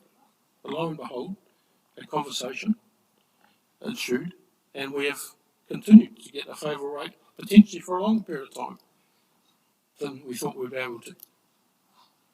I'm not saying for one moment that by not closing landfill today, we're going to have trucks rolling up there tomorrow dumping waste in that landfill. I'm not saying that at all. What I'm saying and urging councillors to consider is the whole lot of work around this situation that I don't believe has come to where we need it to be to make a decision to close today. We have a landfill agreement that gives us time to look at all the options in this fast-moving beast that we've got in waste management. I'll highlight one thing, Your Worship, councillors, would be waste minimisation. If we were seriously going to look at waste minimisation, why would we take an opportunity we might have away, close that gate, and put our waste operations fully in the hands of the private sector? They're not going to be interested in waste minimisation. But we have an opportunity, I believe, to look at all those options beyond today. Again, I have a right to reply, Your Worship, if there is a wish around the council to further this conversation. I will hold my right of reply to come back with some further comment. Thank you. Councillor Bishop. Thank you, Mr. Mayor. I'm happy to support the motion which Councillor Brandon has put forward. I like the alignment with the date. It aligns with the landfill agreement. But I want to talk to the process and how nervous I am, like you said, about making a decision today, because we've got time. The agreement has given us time, but I just want some gap between what's transpired over the last short while and to give the new CEO some time to bed in and to fully consider without what I would call some issues that I think are getting in the way of the right decision. And often you look back on experience to think, would I do that again the same way? And my challenges to the elected members around this table around some of these key points along the way around process. So let's start with, and it's almost been a flavour of this triennium, where some of the most vigorous points of view are held around what is a briefing, what's a workshop, what gets sorted out in the briefing, what gets sorted out in the workshop. And I know my colleagues across the table there love to butt heads and really get into what is happening here. I don't get too excited about the briefing or the workshop issue, because I know that the decisions that really matter are made around a resolution that comes out of this table. And would we again support a resolution or a piece of work that was going to force spending of over $1.5 million to morph out of a briefing? You can't be serious. Would we do that again? We would expect a full-on consultation, a serious in-depth report to force that expenditure on our ratepayer and the implications of that. And yes, it was labelled as an agreement between HDC and the Landfill agreement and the interest group. But I never felt ownership of that because I wasn't party to it. I didn't have a proper process that goes around this table that has information and then tested to what we would then send out our representative to tie us into. Because I feel it was a tie. It influenced far too much along the way. And even in that room right next door here, where we had our legal representative from Council Legal Rep to say, I'm sorry, Mr. CE, you're conflicted in this space because of the agreement, and you need to step out. And the agreement was to step out, and the officer involvement was going to be passed on to another, or the deputy CEO at the time. That never happened. That was just another red flag to me. I've mentioned before about the procurement process and how we have policies that we develop around the table because that's our responsibility, but sadly we don't tend to do much in the way of monitoring or holding account because that's our responsibility. And it really hurts me when seriously big numbers are expended without the scrutiny that they deserve. We don't even get a line of sight to it. There's a lot of questions being asked because on the day that it was going out for consultation last year, I had 15 or 16 questions that I had wanted answers to, and I didn't get them. I got them about 6 or 8 weeks later when the new interim CEO arrived. But how was that an elected member asking genuine questions cannot get information to inform a decision? Why? Because it's inconvenient. I don't like that. And I don't have a chance to actually tell the public of how that has played out until now. And I hope that rings alarm bells because that's what we've faced along the way. I have asked for years, and my colleague here will tell you how many solid waste managers have fronted this organisation for the last decade. And I'm staggered to think when we're talking about the landfill that manager's not here to answer or help with some questions. But all along the way, we just couldn't get information. Another milestone, we have a briefing on site. How convenient that the person who runs the briefing is not our solid waste manager.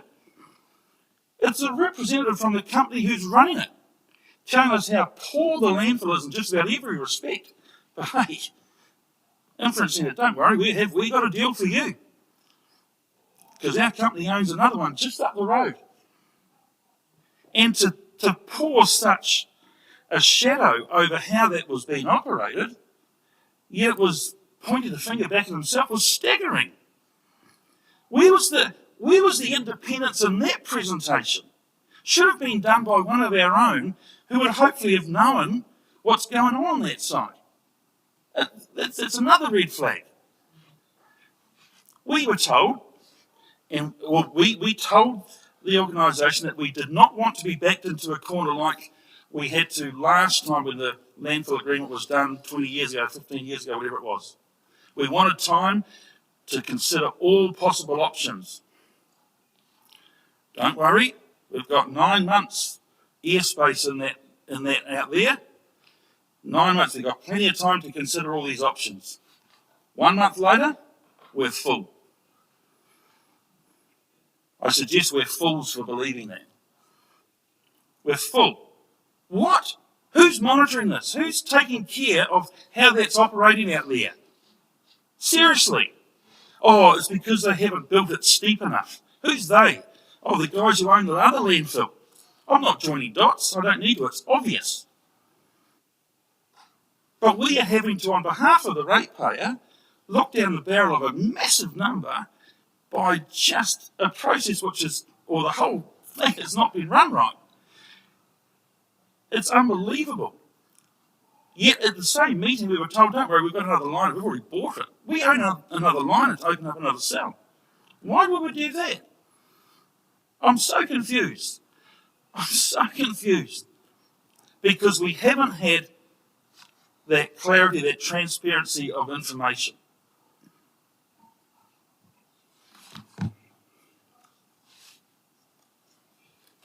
I'm really nervous of the runaway cost that this community is going to face by not having control, at least in some degree, of where and how and who disposes of this district's waste. Now, I know that a lot of you people are here and you think, you mongrel, you don't want to close the landfill. That's right.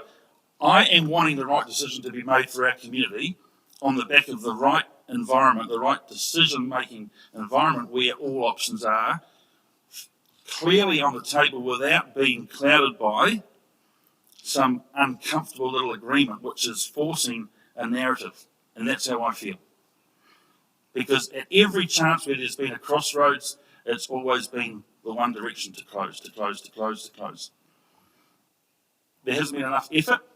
There hasn't been enough patience, I don't think, to explore the other options. And my goodness me, this year there's going to throw up some opportunities out of Wellington as to how we do waste in the future. I stressed that early on how I just haven't cited agreements. I haven't cited it because the process has not been, I don't think, followed. We asked this question, and Councillor Mitchell, thank you for challenging the company as to where is that, you know. And if ever there was I'm sorry, Mr. Teacher, the dog ate my homework, that was it. Produce the documentation. It seems we have a hungry dog in the Horowhenua and one in Auckland because we just don't have that document. Such an important piece of the puzzle, and it's never been able to be provided to us. That rings alarm bells for me.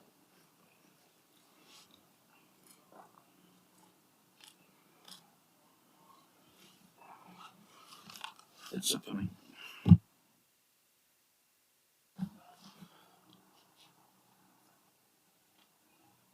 Any further debate, discussion? Councillor Isaac. Thank you, Your Worship. Yeah, I too would just like to support Councillor Brannigan's motion for all the reasons that have been stated by everyone tonight. Thank you.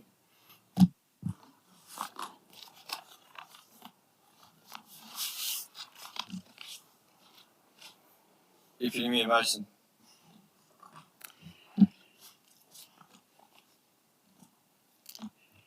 We have before us, as part of informing this decision, an agenda report that has been significantly informed by the Morrison Solutions report.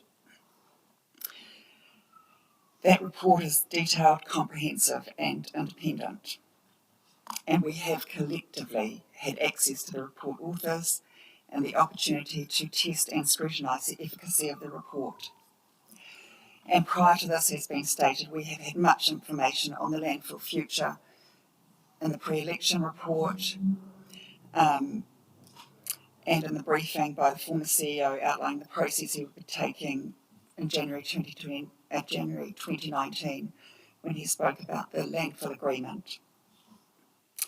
We also had a briefing paper as incoming councillors in 2019 from the then CEO outlining core decisions and issues for this council triennium.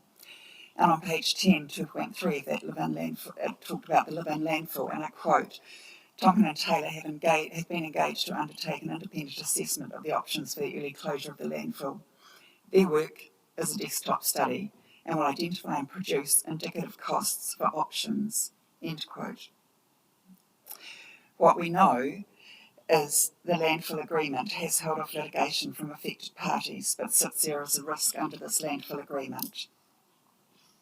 I asked respectively that the threat of litigation is that something we want to leave as a legacy to our ratepayers and future elected members and council officers. So we've had reporting over the triennium, reports, briefings completed to assist with the decision on the landfill. And the report before us more extensively examines all of the potential options for the future, including completing a full cost-benefit analysis of the landfill and of options exposed in a much more fulsome manner. It also explores in depth social, cultural, and environmental matters in relation to the operation of the landfill, and Section 10 of the Local Government Act reminds us that our purpose is to promote all of those social, economic, environmental, and cultural wellbeing of communities in the present and into the future. Of course, we triggered Section 77 because it was a significant decision, and we had 149 submissions, overwhelmingly in support of closing the landfill in 2022. And this was further supported by the verbal submissions process, where people took the time out of their day to come and talk to us further and present their position further, an important part of this process. There was additionally strong concern voiced for the negative environmental, social and cultural effects and impacts of the landfill. And of note, submitters 31 and 89 who submitted, and in summary, I say, they expected the option of closing the landfill in 2022 would be the start of a program of sustained environmental restoration. Mana whenua have made their views known strongly through the submission process, and were obliged under the Local Government Act 77(1)(c) to take into account our relationship with Māori and their cultural traditions in relation to ancestral sites.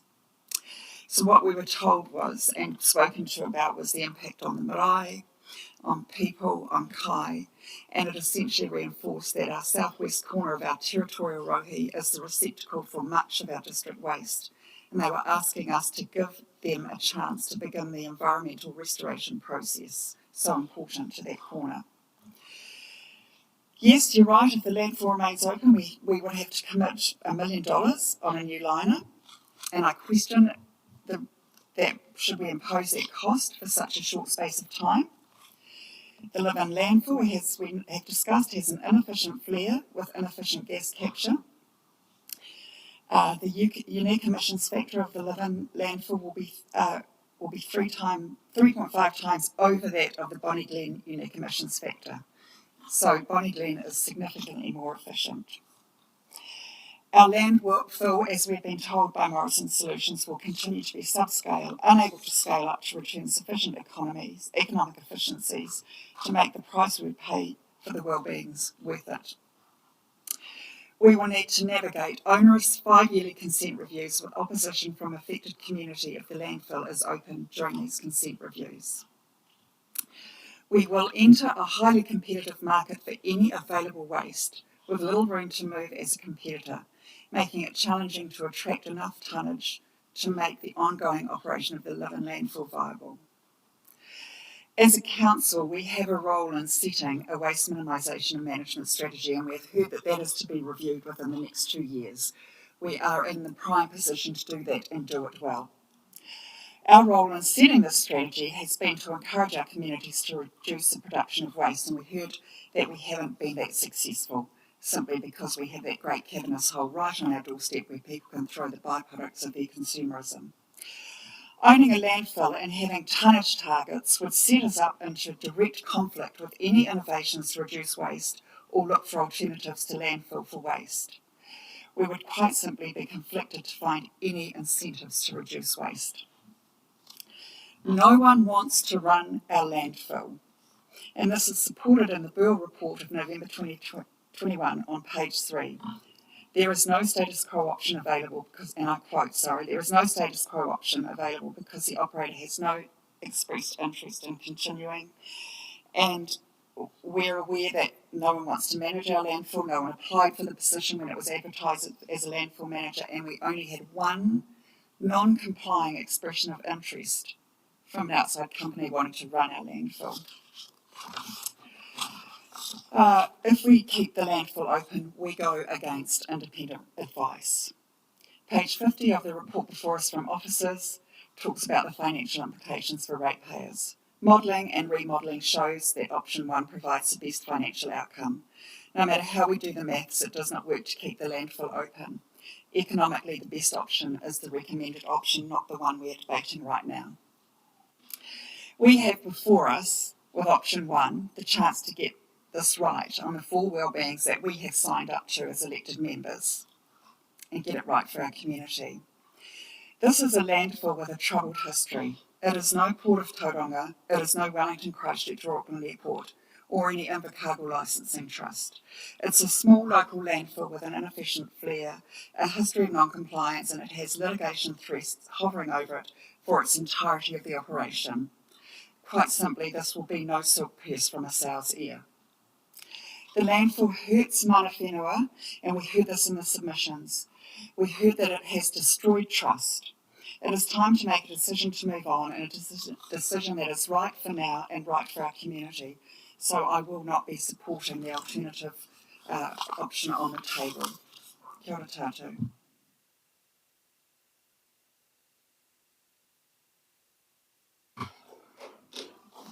Councillor Mitchell. Thank you, Mr. Mayor. I will not be supporting the amendment, deferring to 2025 or earlier. I think, and looking at it as a whole situation, is actually a red herring. They're 2 separate parts. We're deciding when to close the landfill and deciding what to possibly do in that space in the future is a separate issue, I think. So deferring it while we work out what we're going to do, I don't think is an option. It's certainly not in any way the best option in the reports that we get. No green lights whatsoever for option 2, and in fact economically it is not a good situation at all. 4 million more than closing in 2022.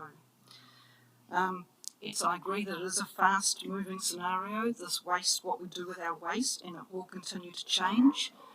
We have the option possibly of a pyrolysis plant, waste to energy plant coming on tap soon. We can still take part in that.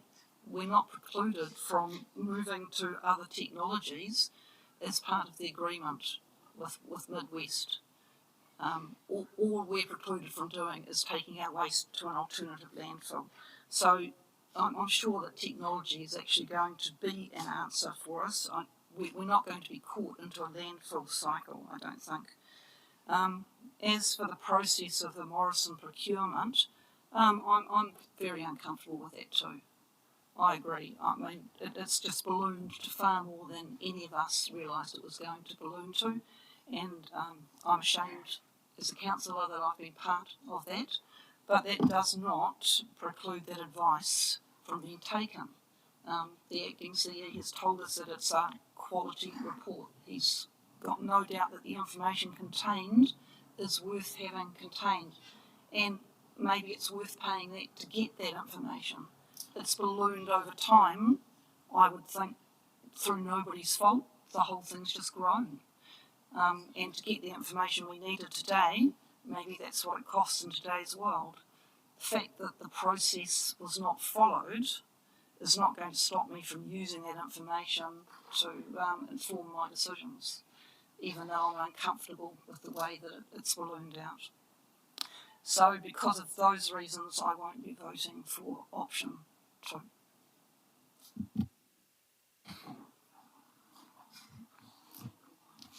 Councillor Timothy.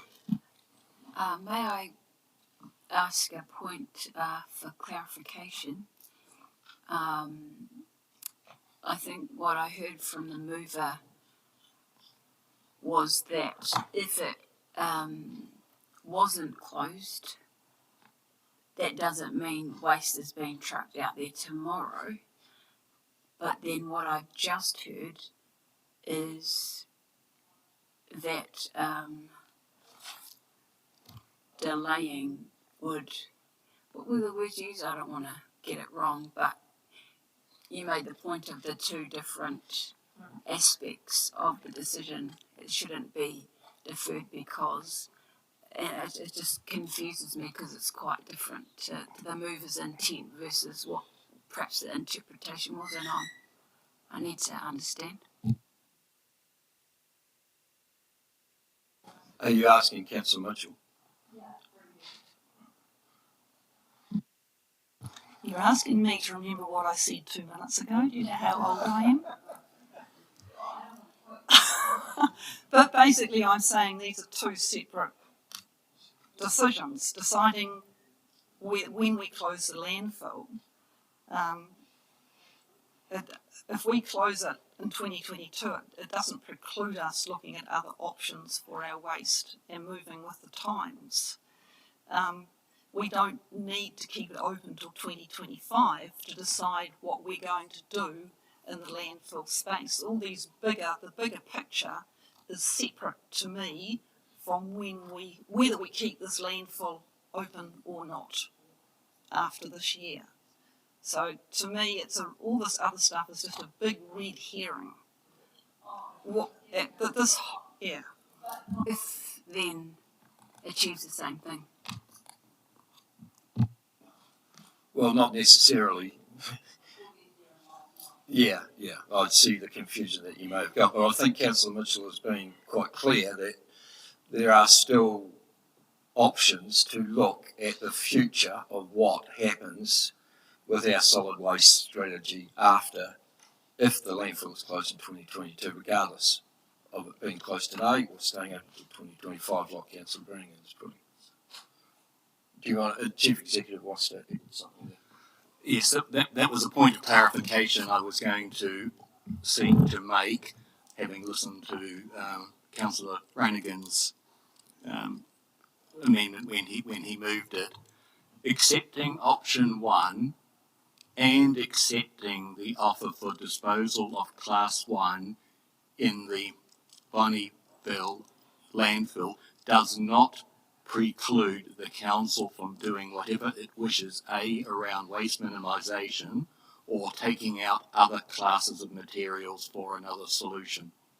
What it does is preclude another option for Class 1 material. Okay, understand now. However, on page 49, you've got number 6 there as the only option for recommendation 2.5. So the two are related quite strongly when 6 is all we have, when there could have been something else.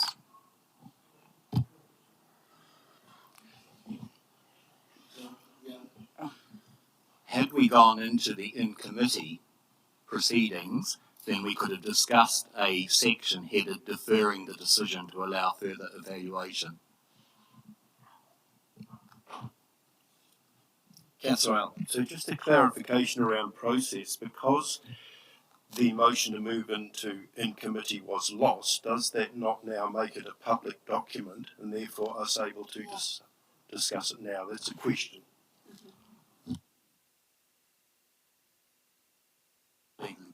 So the advice is no, because it's got legally privileged information contained within it. So, point of order on that.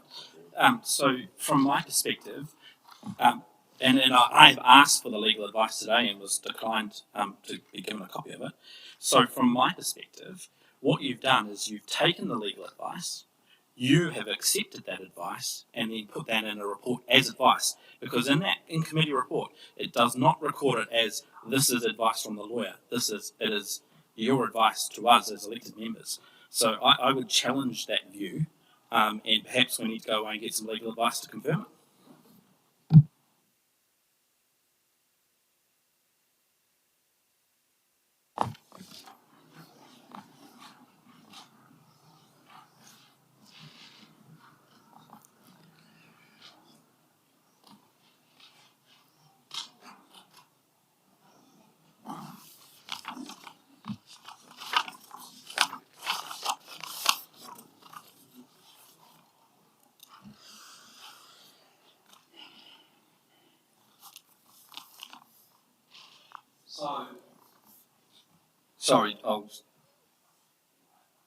The in-committee agenda had recommendations that the report, privileged advice relating to the future of the landfill be received.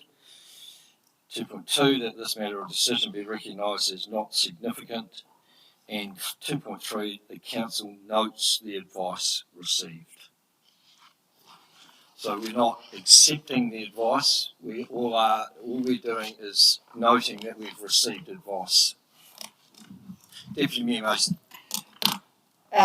I just want to step back to Councillor Tukapua's question. I think it's a really important one around clarification of what we're tied into or not. And as I understand it from the answer that I received today that was available to all councillors was that we have a 1 year by 19-year term if we accept it from the landfill at Bonnie Glen. But we're not committed to any particular tonnage. We're only committed that if we are disposing waste to a Class 1 landfill, that is the only landfill that we can use. But if we choose other alternative or innovative options for waste disposal, such as pyrolysis, we can do that. So we're not committed to a tonnage.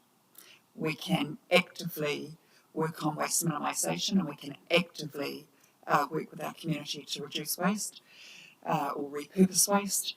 We can actively seek out alternatives that are innovative, such as the one that you reported and spoke to us about, which was similar to pyrolysis.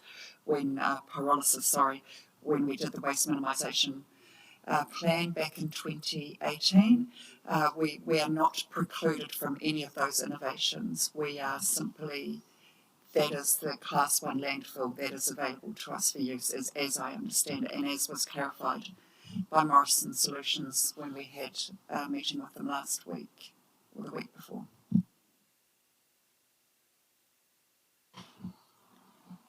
Thank you for that and providing the opportunity to get that clarification, and I will respond in my own time during the debate around all that.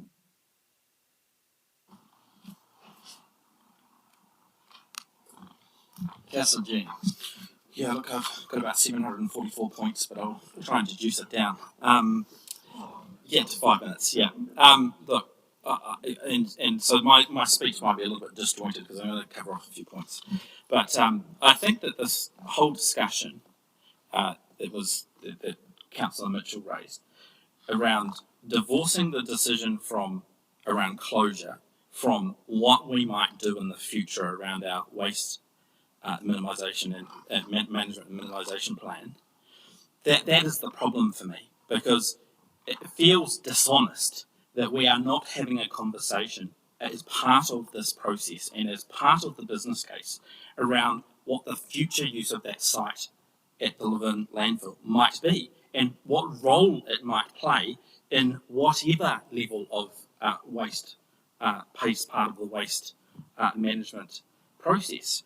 And so that for me has been a real issue the whole way along, and not being able to contribute into the development of the business case process around what options we want to be explored, what we want to be investigated, what we want to for some innovative thinking to be put around. That for me has been a real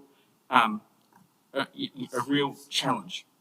And I'll say, in response to Deputy Mayor Mason's comment, I mean, yes, and the Morrison Solutions report is in parts really high quality, but for almost $1 million, wouldn't you expect that report to at least reference the Lower North Island biosolids strategy? What about costing of what is likely to be a mandated food mandatory separation requirement on councils for food waste and green waste. For me, those are massive gaps. They are massive gaps.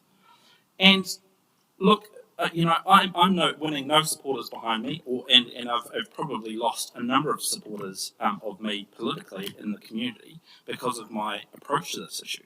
But I feel so strongly about the process issues and the process flaws. And I would have taken this approach no matter which option was on the table at this point. We are not ready to make this decision. And I am absolutely convinced that if people do not support this resolution tonight, that there is a serious risk of judicial review. And I honestly do not think we have complied with our obligation under Section 77 of the Local Government Act. As I said, I think there's a lost opportunity for us to look at options around the composting, around the food waste separation, what we're doing in the recycling space, the whole future use of that site.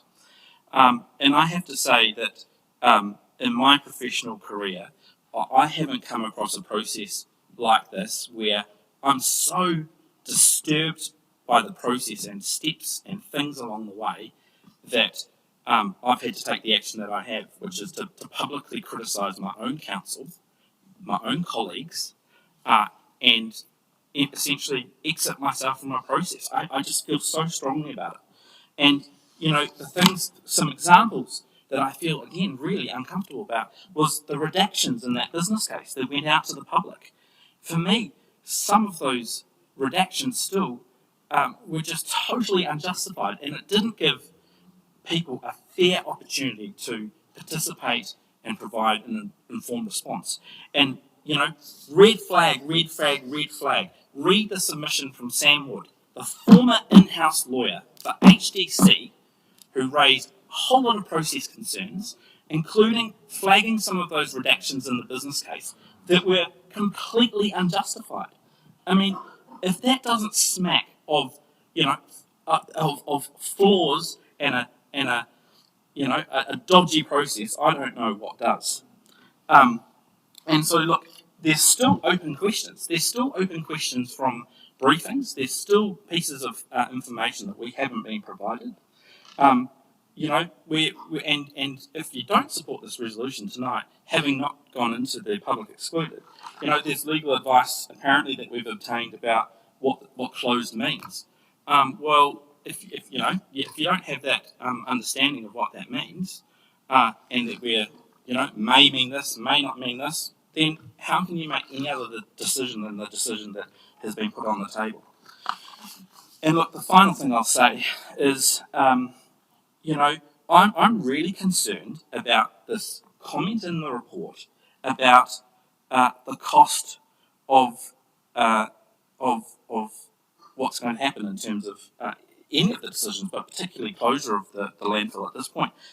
Almost a 4% rate increase coming at you on your watch, Mr. Mayor, on top of a 7.5% rate increase already. We are going to be crippling some of our residents, and that, for me, in terms of the approach to how we fund the cost of solid waste, actually has to be a decision in and of itself. We need to have a debate and discussion around that, so we are really clear on what it means for council, what it means for our residents, and I imagine that's going to come up as part of the annual plan. But we essentially trap ourselves into a particular decision if we don't make the decision tonight that Councillor Brannigan has put on the table. So that's where I'm at, I understand that there is a lot of community frustration about how long this decision is dragging out.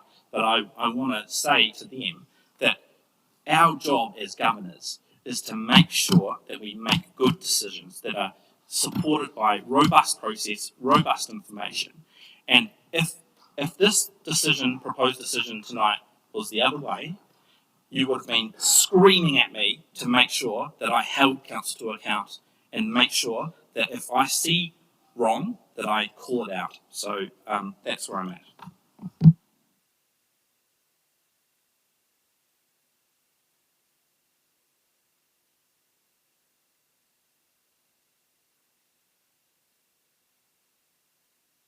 No others, so exercise my right to reply then.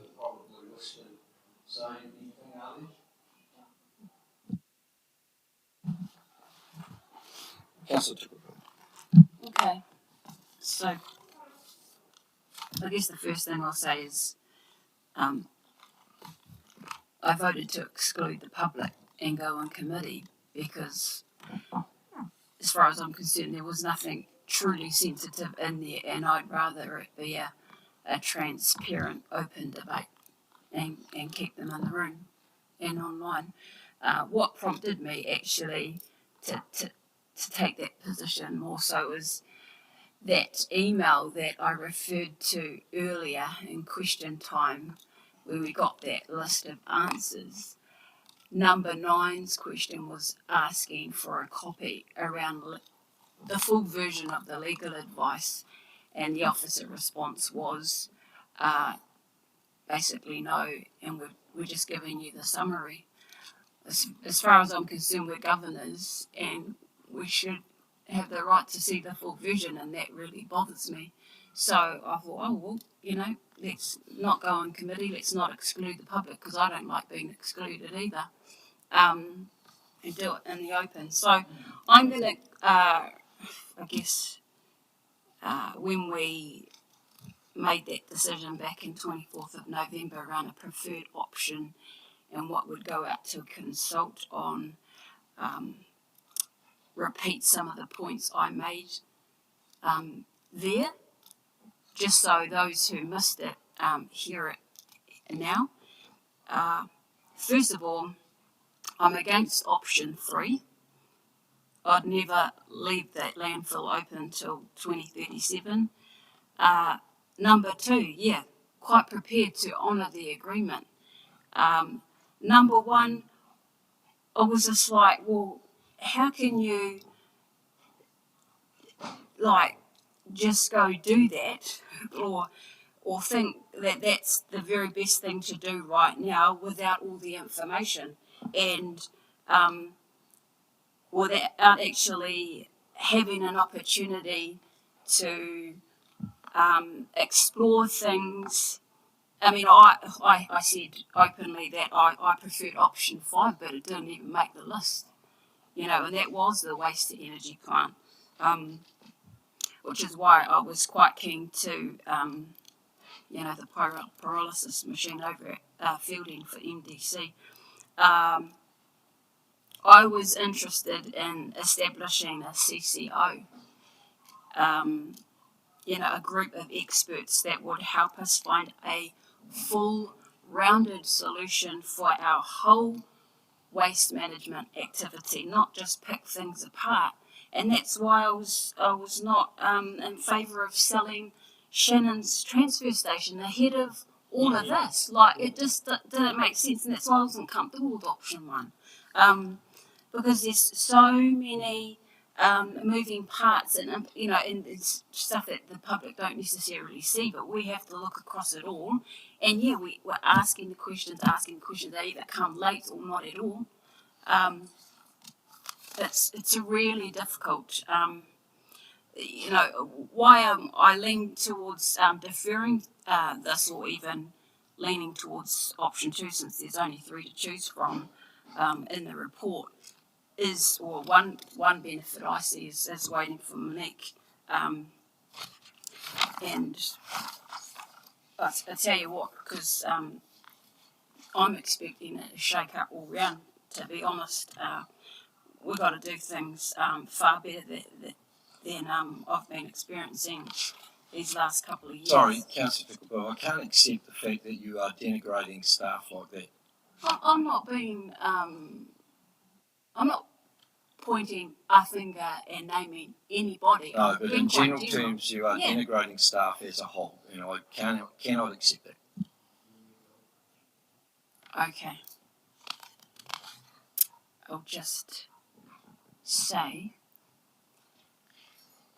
perhaps, that I'm personally not satisfied with some things, and points that have been made around process, or and it makes for a difficult decision. That's all. Okay. Moving on. I actually asked the question twice in a briefing and at the hearing around Ngāti Apa. Do we have a conversation? Did PMG perhaps reach out to Ngāti Apa or even Morrison Solution? And the answer was no. And Morrison Solution obviously working on our behalf. It would have been a courtesy at least. I hear what Councillor Joe Mason was saying around, they're part of the resource consent right back when you established the landfill there. But we actually have an MOU with them.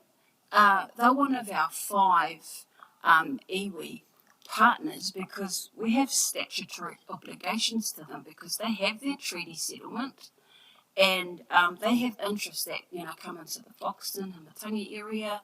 And it's not hard to be like, you guys all right with this? Because I know when our hapu here went down to Te Aotearoa and said, hey now, carpet disrupts can't come here no more, we would at least do the same and just check. But it wasn't. Well, at least the answer I got was no. The other thing, Bonnie Glen's not exactly a shining example. I object to that.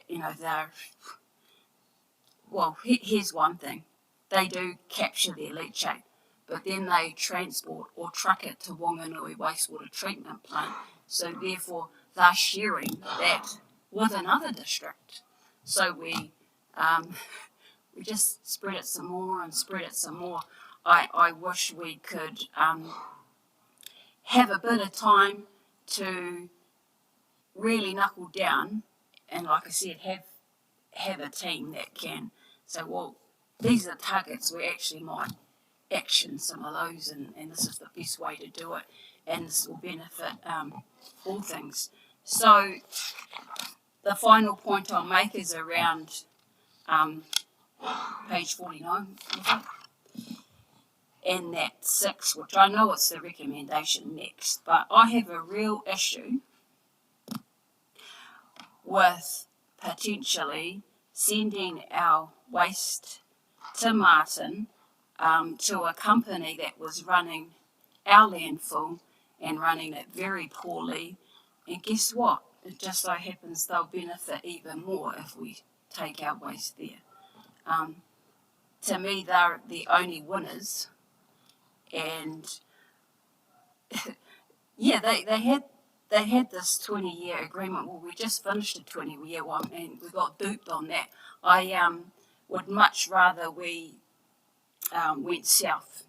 Same distance, actually cheaper gate rate. And they're another council which I'd have a little bit more confidence in being taken care of than relying on that private, almost monopoly, multi-billion-dollar international business. Kia ora.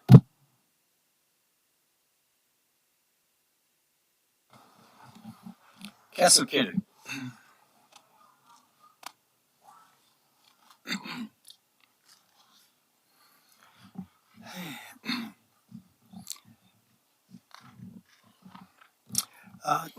Tēnā koutou e te iwi, e ki te whakarongo mai ki tō tātou kawana o tātou kaunihere hei mui a tātou. Mā kōrero e pāne ki te hea te tika o te tikanga. Kei roto o te o tātou whare. Kei te rongo ai ngā kōrero. E aha ngā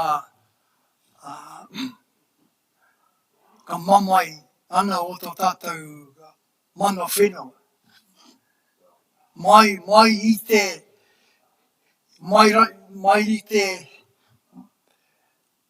pito o te whenua.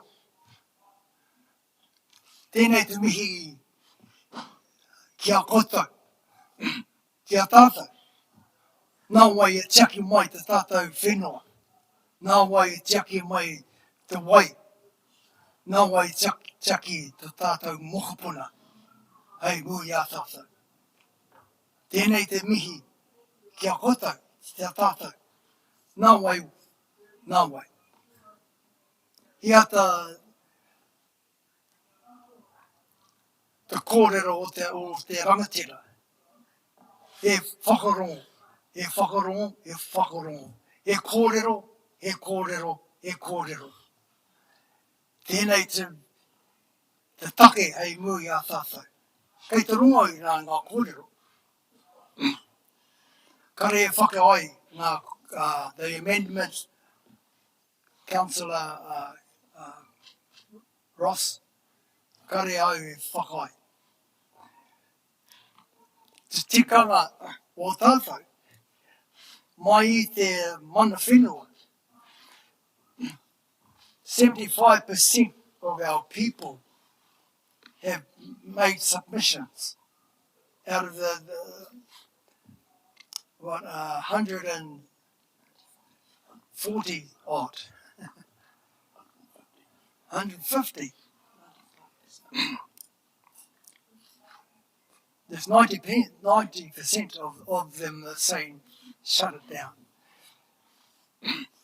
What we're saying as councillors, there's a whole lot of tikanga that you're getting, well, in my mind, you're getting, need more clarification on. But I'm listening to our people. Our people, mana whenua, is saying we've gone through this procedures and tikanga of the Crown for 50 years. And I suppose if they were able to say something, they will say, welcome to our world. This is the world that they've been, mana whenua have been putting up for the last 50 years in terms of this take hei mui a tātou.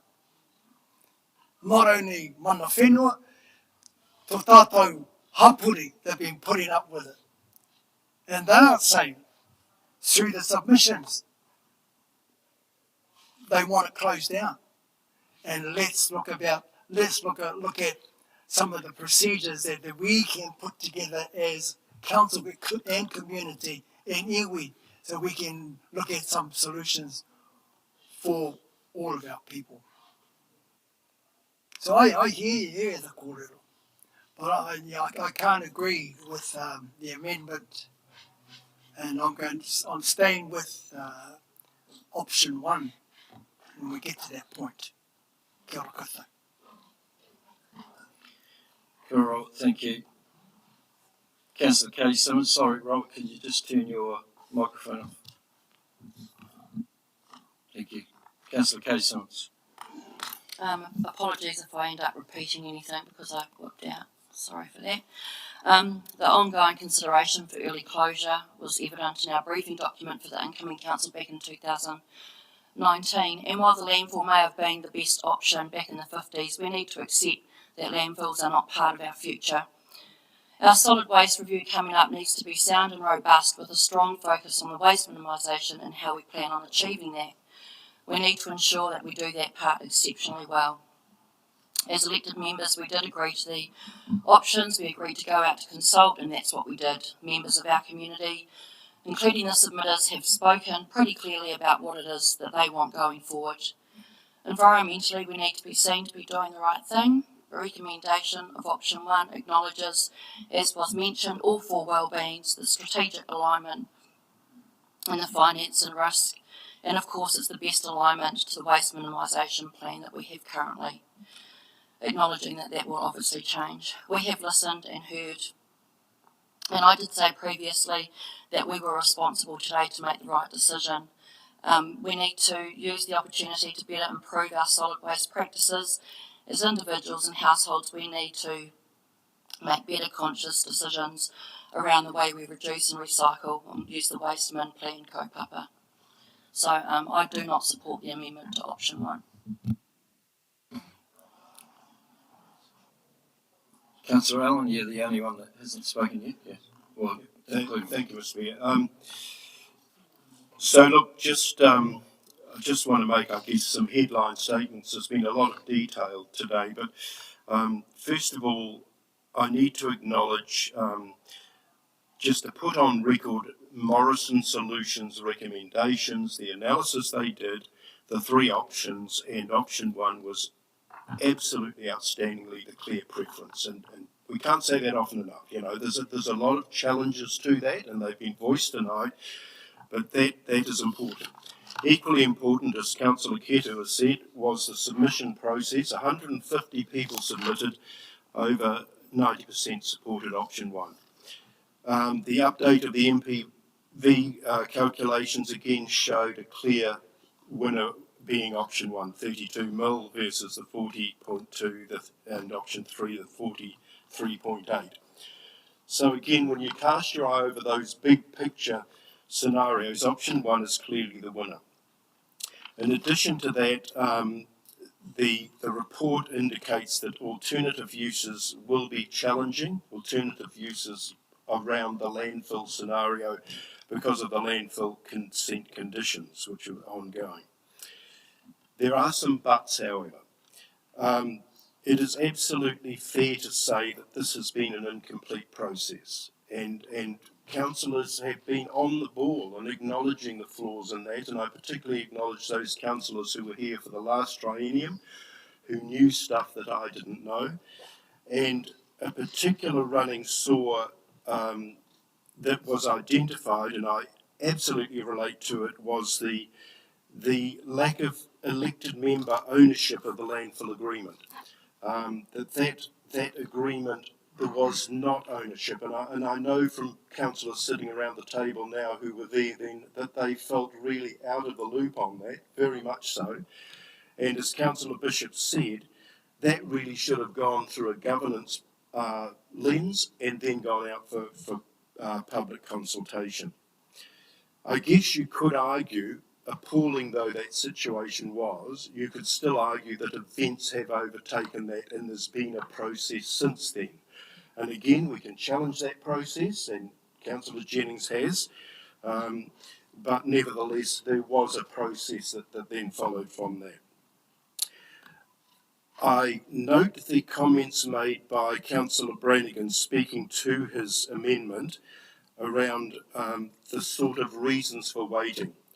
That waste management is a fast-moving technology, and we've got that from the experts too. We've had that from Morrison Solutions, and we know that things are happening very fast and in a very exciting way in terms of how waste can be managed in the future. Councillor Brannigan also made the interesting point that waste minimisation stands a better chance of being honoured with a council-owned operation rather than people who are in the business of wanting as much waste as they can possibly get.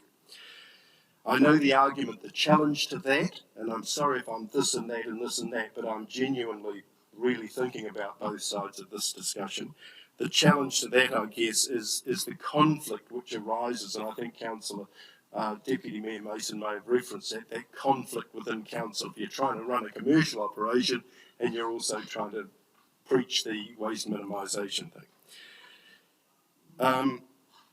Councillor Jennings talks about the risks, and he speaks with real passion, the risks of a judicial review, the failure to consider all options thoroughly, and so on.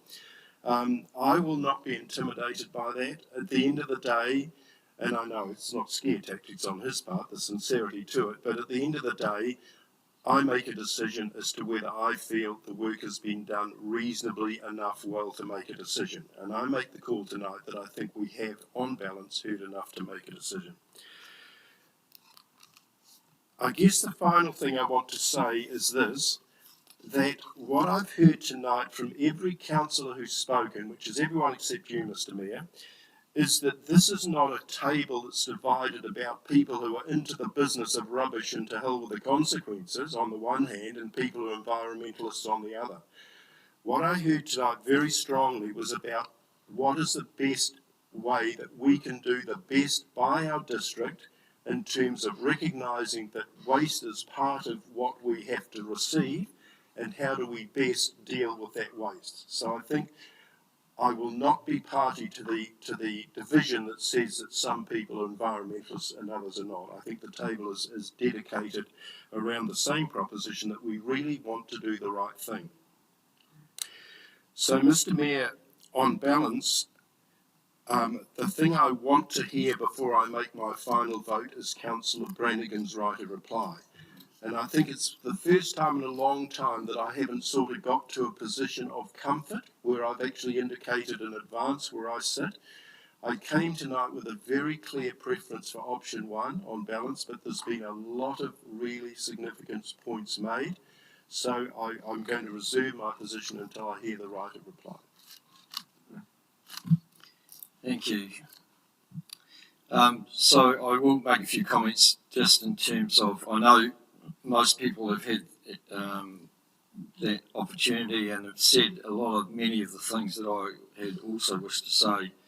And I'd like to acknowledge Deputy Mayor Mason and Councillor Mitchell, who both brought the issue back to when do we close this landfill. We can introduce all sorts of things about cost and process, but the ultimate issue that we have in front of us is when do we close this landfill. And when we started this process 3 years ago, even I would admit that despite the environmental, social and cultural opposition that to the continued operation of landfill, the economic benefits would outweigh any other arguments. And for our ratepayers, it seemed a logical and reasonable conclusion that we would maintain the operation. Since that, we have engaged in an exhaustive and robust process. And I would like to remind councillors of the meeting that we had in the anteroom, where Tonkin and Taylor produced a report to us, and the result of which I had many pleas to say, this is not good enough. We're not going to be able to make a decision around the closure of the landfill if that's all we've got in front of you. The Chief Executive took that advice away and went and engaged Morrison Solutions on our behest, because we were not happy with the detail that Tonkin and Taylor report had made. Morrison Solutions have been engaged for over 3 financial years now. It's not as though that $1 million has happened all in 1 year. And I would suspect that councillors would be very much more in the process argument if we had not have spent that money and made sure that we had the detail and the exhaustive report that Morrison Solutions were able to provide us. And the fact that Councillor Allen again acknowledges that all the information and data that we have in front of us conclusively proves that option 1 is the option that our ratepayers will benefit from most. The other thing that triggered for me my support of option 1 was the fact that when we went out to tender this operation of our landfill, we did only have one non-complying response. If people thought that there was a sustainable and viable operation at that landfill, we would have had a competitive tendering process, but there were none. When also we went out to the consultation period in November, I did challenge the community to tell us whether they wanted the landfill to continue to operate and to give us more options in that space. The response was overwhelmingly in favour of closing the landfill.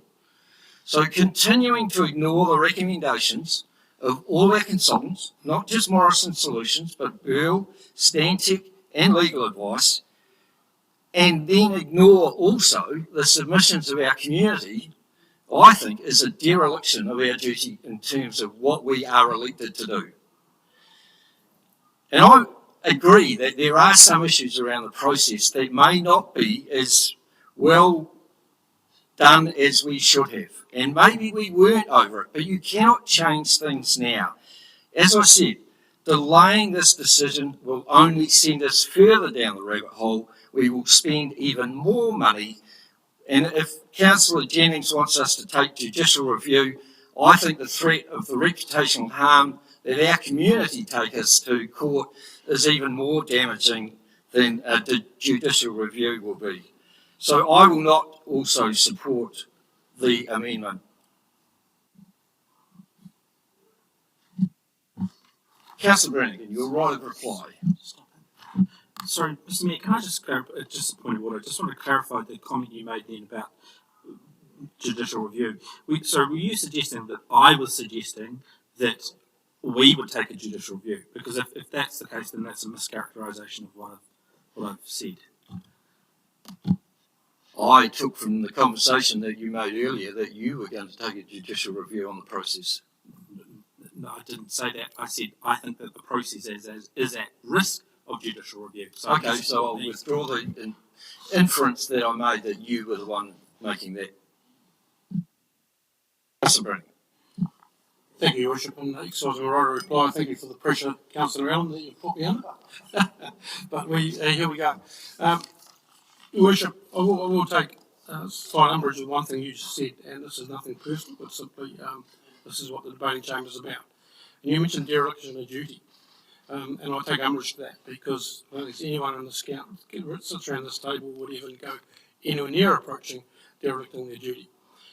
I will add that after the last workshop, I think it was in November, before we went out to consultation on this matter, myself and another councillor, could have been Councillor Allen, approached yourself and Deputy Mayor Mason about the consultation period. We consulted on one of the biggest decisions of this term of this council, and ever since I've been on council now for 9 years, on something, and we consulted over December, January. Seriously? And we wonder why we got 150 submissions of something so serious, so impacting on this community. And the ones we did get, and absolute bona fide submissions full of passion, emotion, and fact, no question whatsoever. But they were the people directly affected by this landfill. The rest of the community didn't really get the opportunity over those 2 months to fully consult. And Deputy Mason, you can shake your head. You can shake your head all you like. But that was concern these members brought to this table. And we were told, no, that is what it is. I don't know why, but it was. And for the sake of another couple of weeks, moving the consultation period into February, we may well have heard from a wider audience. But however, That's because of the April deadline for the contract. sure, I got that. Move that. Yeah, exactly. Very sorry. So, anyway, so that's one point on that. I will be completely honest.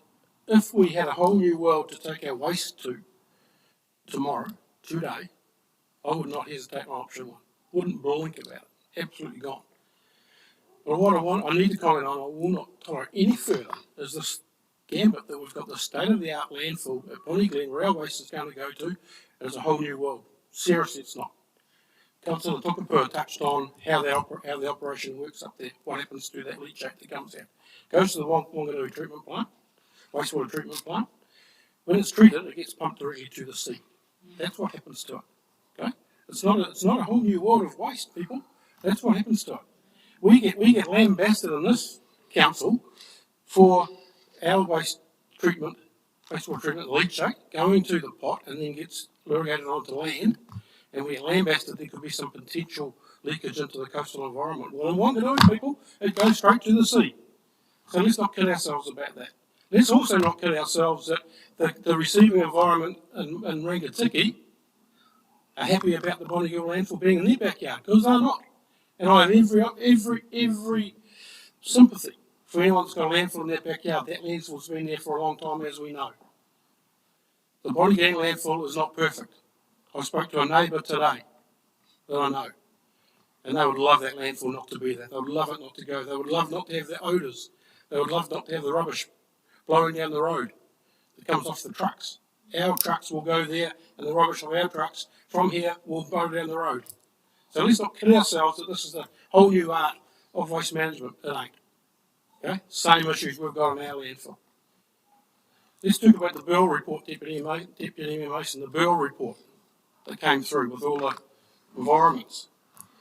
When the person from Burl, I can't recall the name, but when the person from Burl was questioned about community, about how they got their figures and about community, he was asked, was this the wider community? Who was the community you turned to?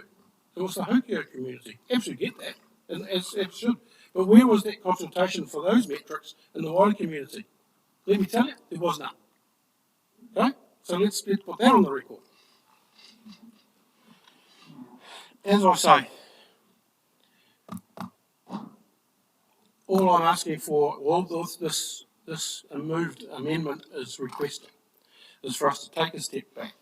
Let's not solely rely on a report that was done by Morrison Solutions, an absolute brilliant report. No question. They did their stuff, they did what they were asked to do, and they produced a report. The discomfort for many members around this table, I think if we're honest with ourselves, we might all admit to a little bit of this. Has it adequately canvassed every option? Or has it taken into account every potential new opportunity that could be out there, given how fast, Tessa touched on it herself, she said it a number of times now, how the waste management world is moving, how fast it's moving. We're not saying, let's go back, open the gates tomorrow, send the trucks in and dump waste. No, we're not saying that. I'm saying, and supported I know by a number of councillors, that at the moment, we have a landfill agreement till 2025. Why on earth would we take this on the situation you've heard tonight, and all the discussion and debate you heard tonight, carte blanche, bang. You close the gates, it's gone forever.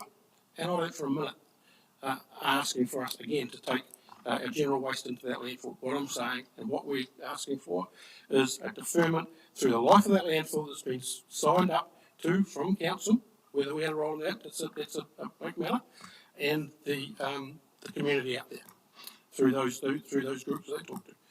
And through that time, give our staff a new CE opportunity. We've got a new infrastructure manager that has had no input into what happens out there. None whatsoever.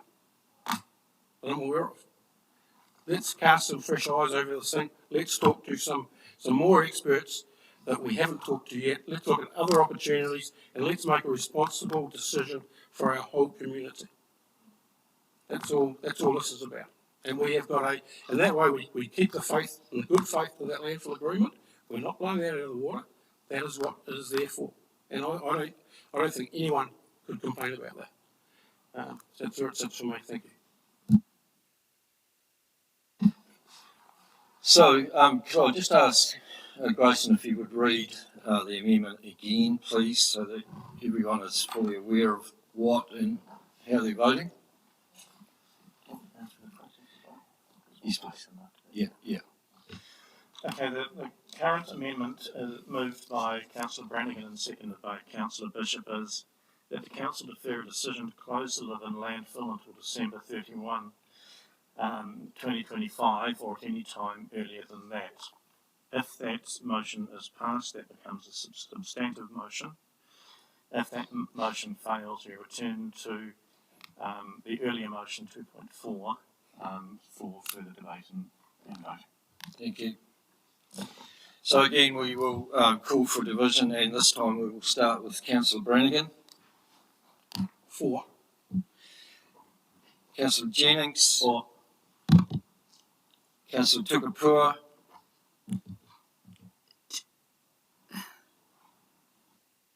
This is not option 2, is it? Yes, this is no.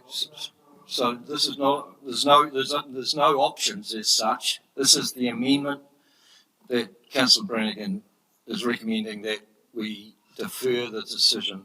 Do you want us to read the recommendation again? Yeah, I thought it was honouring the agreement. No. Just. I'll reread it. It's that the council defer a decision to close the Liven landfill until 31 December 2025 or at an earlier time than that date.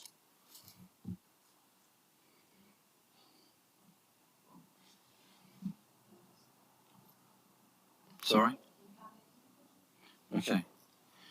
Councillor Allen. 4. Councillor Kedu.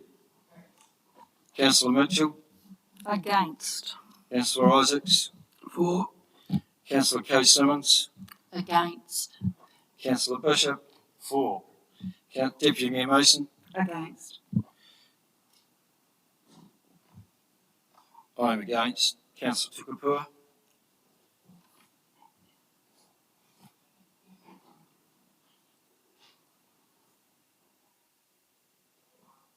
Can I change it? Sorry, you haven't voted yet. Yeah, I know, but You can't. Well, yeah, in terms of when the question you asked was. yeah, I just I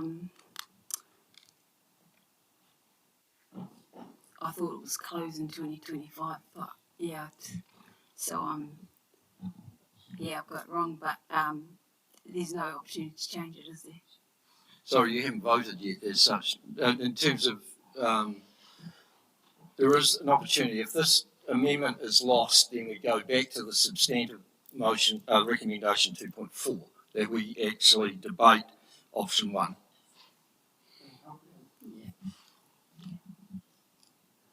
Or point of order, or if this is lost, Councillor Tukapua could propose an alternative Yes. amendment. Yes.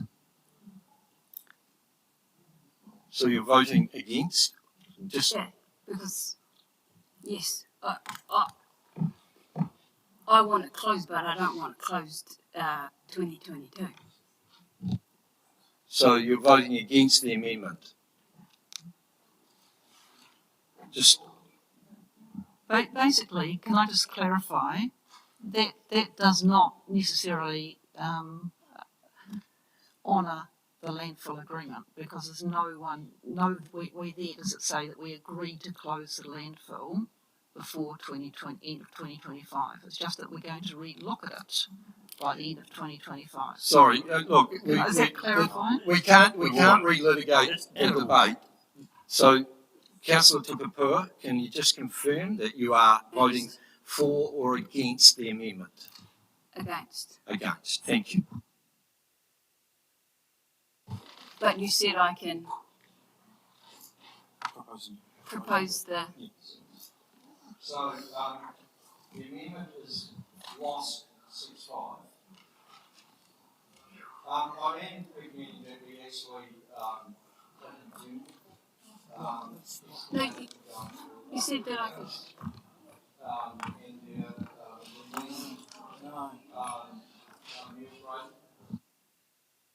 You will get the opportunity to propose a new.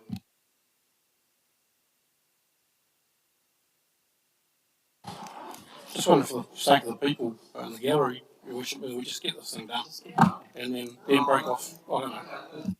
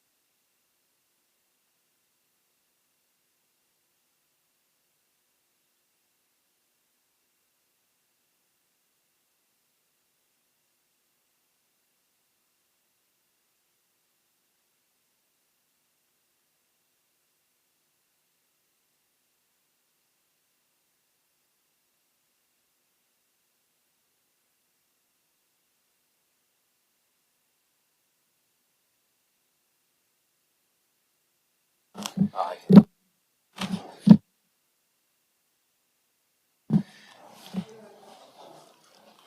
2 minutes, councillors, please.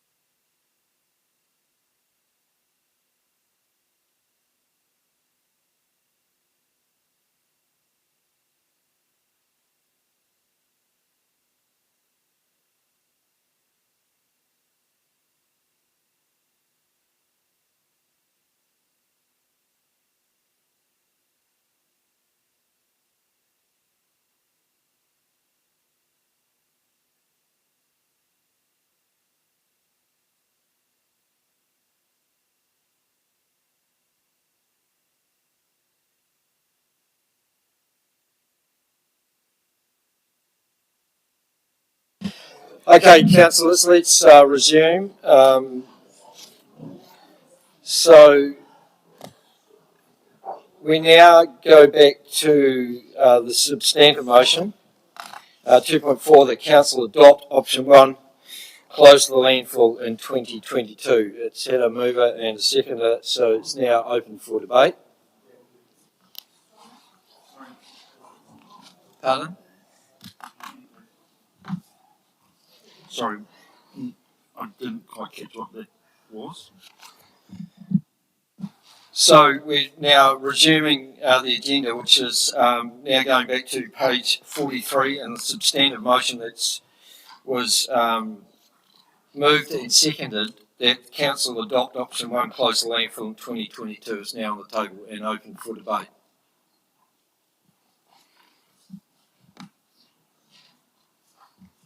Did you not offer before we adjourn for an alternative motion? So the motion, the recommendation is on the table. It's now open for debate.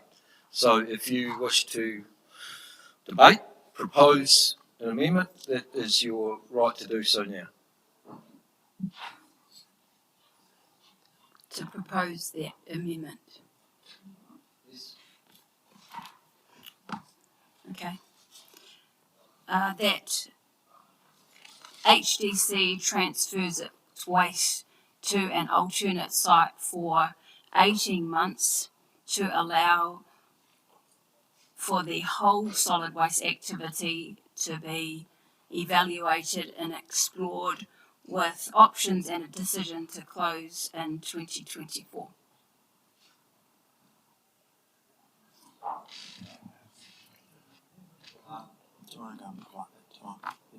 Yes. So 2 questions.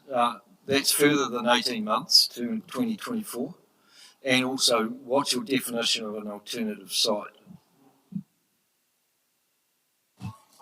Spices.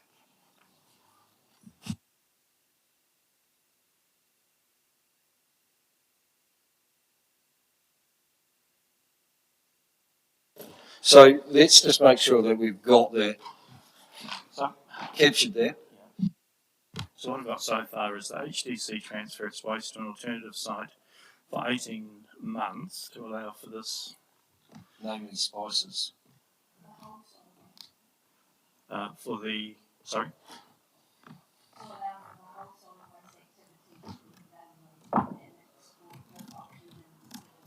Close in 2024. Evaluated, sorry, after evaluated? Do you want me to read it again? Yeah. That HDC transfers its waste to an alternate site for 18 months to allow for the whole solid waste activity to be evaluated and explored, with options and a decision to close. in 2024. And do you want me to tell you why 18 months? I think the question's already been asked, the definition of an alternative site, so I think that needs to be specified. And also, 18 months, does that start from 1 July, does it?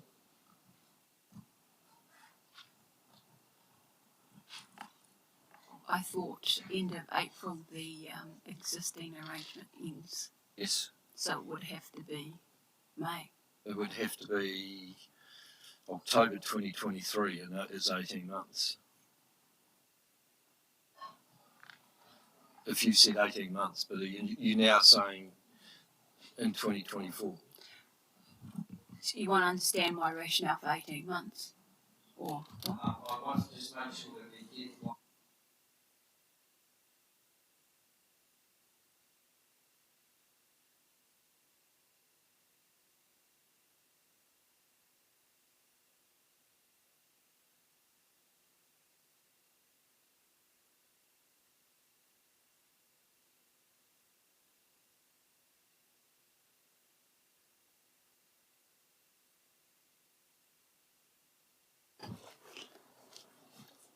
if the CEO understands what I'm trying to achieve, perhaps he'll have better words to articulate it. I'm don't want to put words in the chief executive's mouth, but I don't think he does actually. I think this needs to come from you as an elected member, rather than for the chief executive to shape that amendment.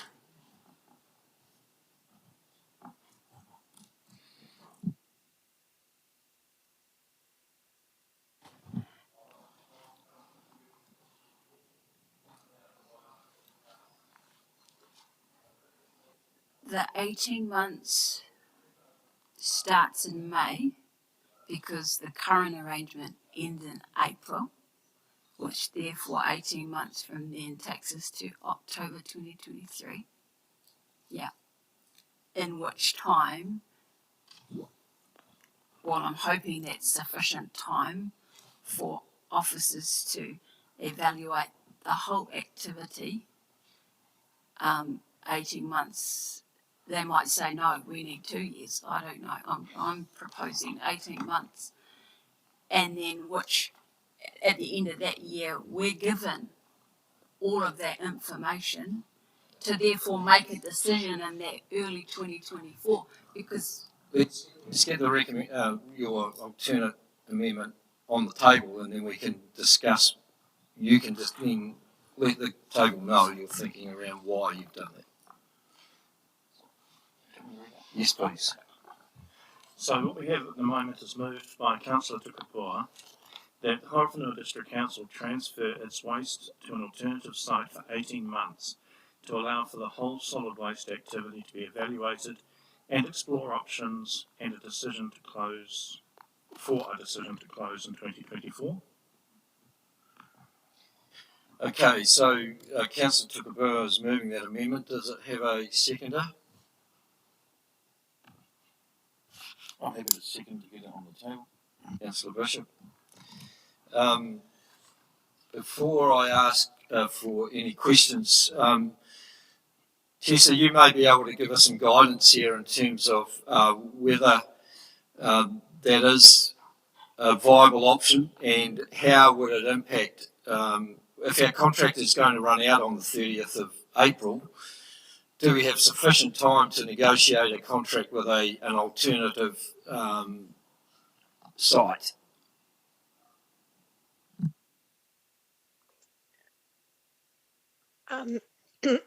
Excuse me. So I think at the moment, as you stated, the contract expires on 30th of April with Midwest. Beyond that date, there could be a number of options for the disposal of council's waste. One would be to arrange a short-term disposal option with Silverstream Landfill, as suggested. And the other option would be to continue to send Horowhenua's council-controlled waste to Bonnie Glen via a casual arrangement with Midwest. So there would be one and potentially two disposal options for council during that period.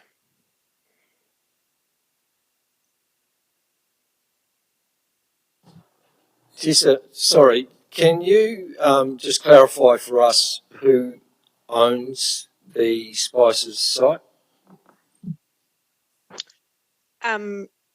Spices is jointly owned by Porirua and Wellington City Councils, and Silverstream by Hutt City.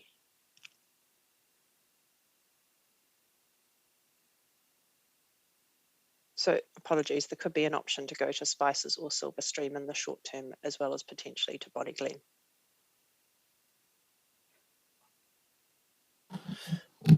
Tessa, two further questions from the work that Morrison Solutions have done with alternative sites, namely Silverstream and the Horowhenua, the Spices site. Two questions. One, do they have capacity to accept additional and volumes from here? And secondly, what would the cost be relative to the option that's in front of us from Bonnie Glen? They would both have capacity in the short term. So probably over that 18-month period, you'd expect them to both have capacity for Horowhenua's waste. However, there would be a price differential when compared to the current offer that we have from Midwest.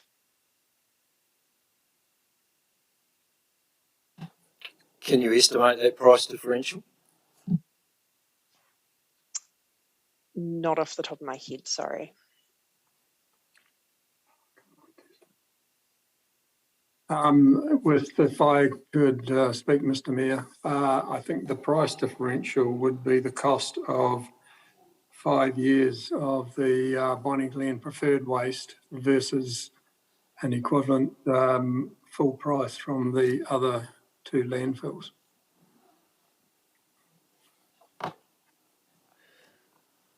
Which is in the region of what?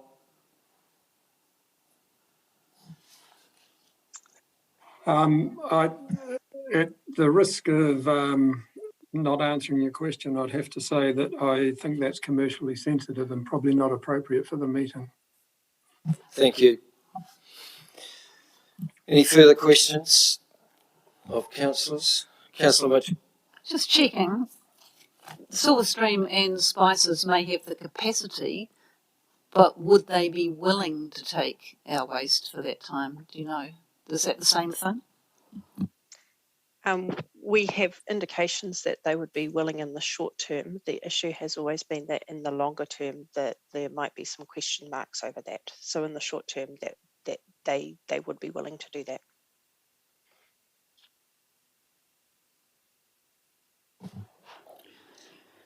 Deputy Mayor Mason.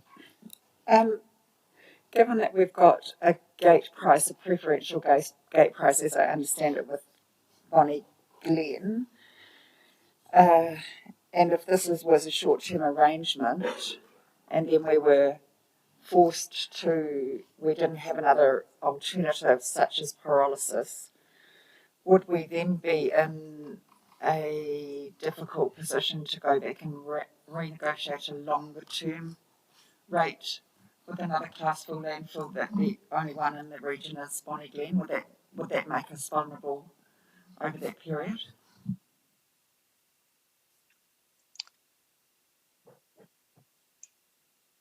In my view, once you've moved past the current offer that you have from Midwest, you would need to be negotiating with them anew, and whether you can negotiate the same deal or not would depend on what was available at the time in terms of other options. And so it's very difficult to speculate on that. I can only say that the current offer, if you were not to accept it, would no longer be available.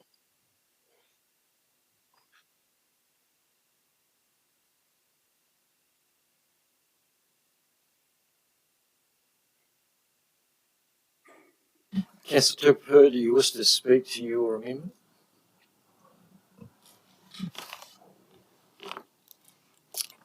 Yeah. So I guess the first point is I want to make a decision, and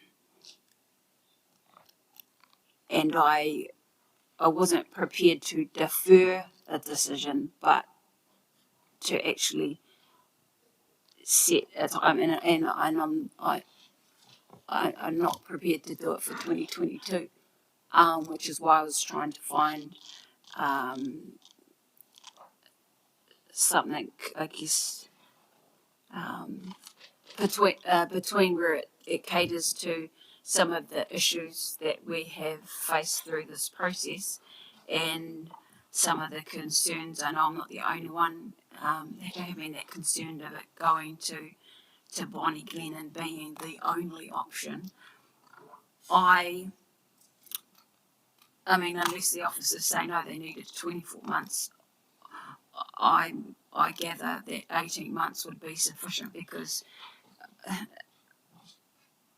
I mean, as we all do, we do a bit of research and asking around of things ourselves.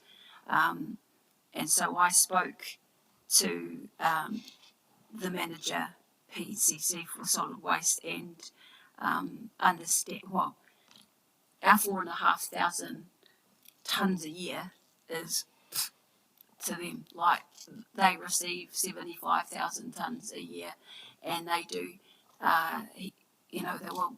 He actually said you can just take it there. Well, we wouldn't even know. Like it's it's kind of like that, and yeah, that they were open to it.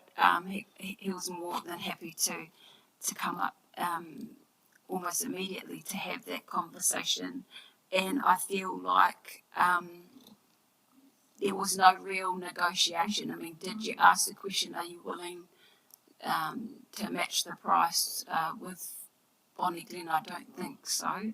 You can correct me if I'm wrong. So yeah, yes, they said they can do it in the short term, which is why one of the reasons why I chose 18 months and not 2 years. But the evaluation around our whole solid waste activity, because the thing is, our team of experts and officers together coming up with a full solution might mean that waste minimisation is actually a real thing. And like Councillor Brannigan mentioned earlier, you know, the private sector, you know, they'd benefit from receiving all our waste into the landfill. So why, you know, there's no advantage there around waste minimisation. I want a decision. I don't want it drawn out, but I also want us to consider all things and stop picking this core activity apart. So by adding in waste going to an alternate site for now reassures and gives the neighbourhood at least certainty that it's not going there. It's still not going there. We have no intent, you know, we want to do these things and it's not going there, and we will find a solution and make a sound decision at that time.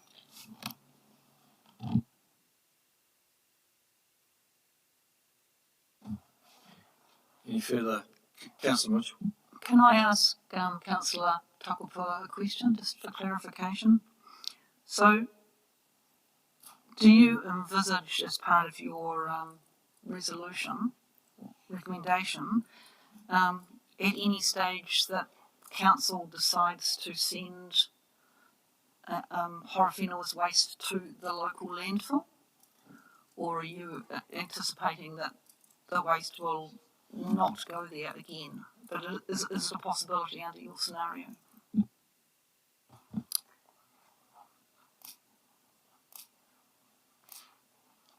I think alternate uses of the site. There was a bullet point of a list of bullet points in the report around options for the future, though. You know, the exploration of that we haven't done. It's just this is what it could be. That's it. Like Cleanville, like you know, having a resource recovery centre. I understand there's a note around disadvantages of competing with what exists in Fielding, but again, there's also the pyrolysis option as well, and I don't want to be closing tomorrow and think just everything just shuts down. Like, I don't know if that answers your question. Okay, so I take that you mean that you would not expect it to be used again as a class 1 landfill. So then I just have to clarify with the CE and Morrison Solutions, please, that if we wanted to use the current landfill for an alternative use, it would require either amendment or to our resource consent that we have now, or we would have to go through the process of getting another resource consent for that change of use. Is that correct? Tessa, I'll let you respond to that. Yeah, if you want to use the site for a different use, you would need to either be, depending on what the different use was, you'd either need to be amending your existing resource consents or applying for new resource consents. Could I just clarify, following on from that question to Tessa? So, Tessa, because class 1 means that you take all manner of waste within the definition of solid waste, right? Yes. So, doesn't that mean that if you said you weren't going to operate it as a class 1, so you're not going to take everything, but you wanted to voluntarily take a reduced volume or only one particular type of waste stream, that would fit within existing resource consents? I can't compute that taking less than something that you're entitled to under a consent would trigger a change in consent, or would require a new consent or a change in that consent. It just doesn't make any sense to me. So there's a few different parts to that, and it depends on what alternative use we're talking about. So if we're talking about, for example, a composting facility, that's a totally different operation where you're taking material and doing something with it on site and taking it away again than a landfilling activity. But I think the one that's more similar, which is probably what you're referring to, is around saying, well, if we've got a class 1 facility and we decide we're not going to take municipal waste and we're only going to take construction and demolition waste and therefore effectively downgrade it to a class 2 facility, you know, what would be required then, and whether at that point you would need an amendment to your consent. And there might be some reasons why you might look at things which necessarily might not amount to an amendment to the consent, for example, a change to your waste acceptance criteria. But you'd need to get some really specific planning advice on that. I'm not a planner, and I'm not qualified to give planning advice. But you'd need to look at the conditions and what was appropriate for the use that you had on site.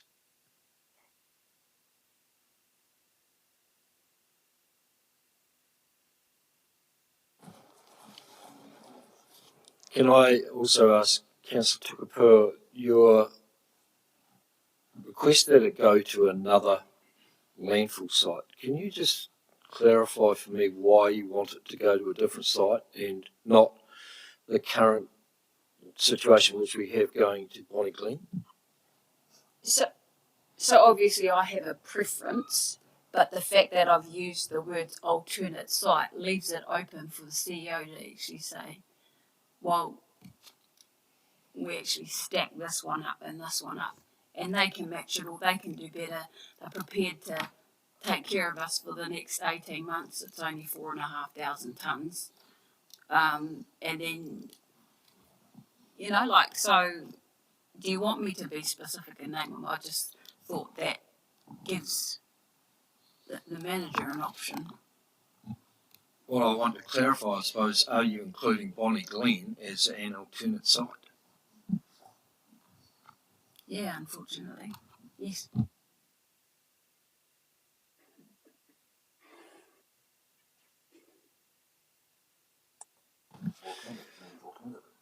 Yes, exactly. So that is different from the existing arrangement that we have at the moment.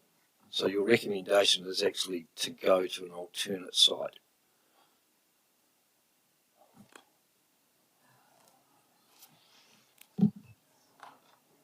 Spices, do you want me to name them then? Yes, please. Okay. That HDC transfers its waste to Spices for the 18 months to allow for the whole solid waste activity to be evaluated and explored with options and a decision to close coming back 2024. Well, yeah, it's not coming back, but yeah. Councillor Bishop, are you happy to support that amendment? No, I can't, because Mr. Mayor, we cannot vote to support something that we don't even know is available to us. Come on. We need to ask that question of, if we vote yes, and they say, oh, no, come on. So, Councillor Bishop is not supporting that amendment. Is there anyone else that is prepared to second the amendment? Councillor Keru.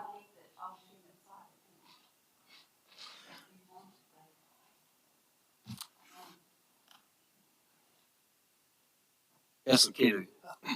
Just I was sort of probably asking the same question that Councillor Wayne was really asking.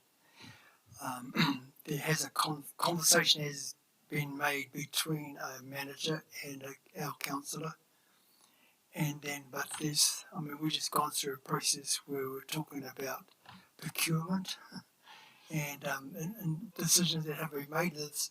Has some of the due diligence that needs to be done in this space, has that all been done? I don't think.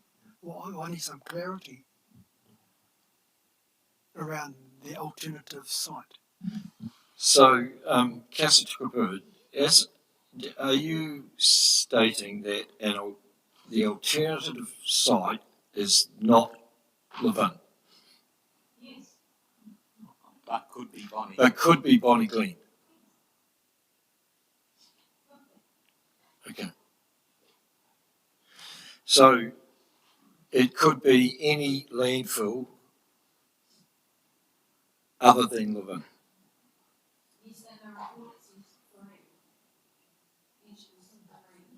Okay.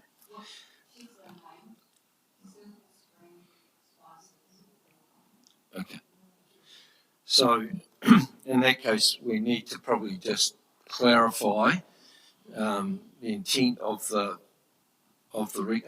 amendment to ensure that we capture that.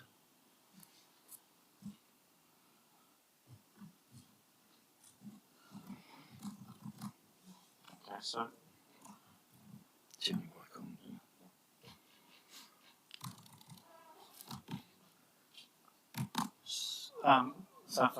I think what we're asking for, or what the motion is that Horowhenua District Council transfer its waste to an alternative site not being Levin for 18 months to allow for the whole solid waste activity to be evaluated and explored with options for a decision to close in 2024. Is that what your intent is? So, Councillor Bishop, I'll ask you again. Are you, as the seconder of the initial amendment, are you happy to support that? I can support that for discussion.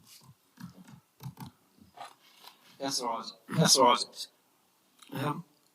Just on this amendment, there's another problem with that amendment if it is not Bonnie Glen. I just want to make the table aware of that the Horowhenua at this stage really only has the one transfer station, and that one large one, and that is run by Midwest.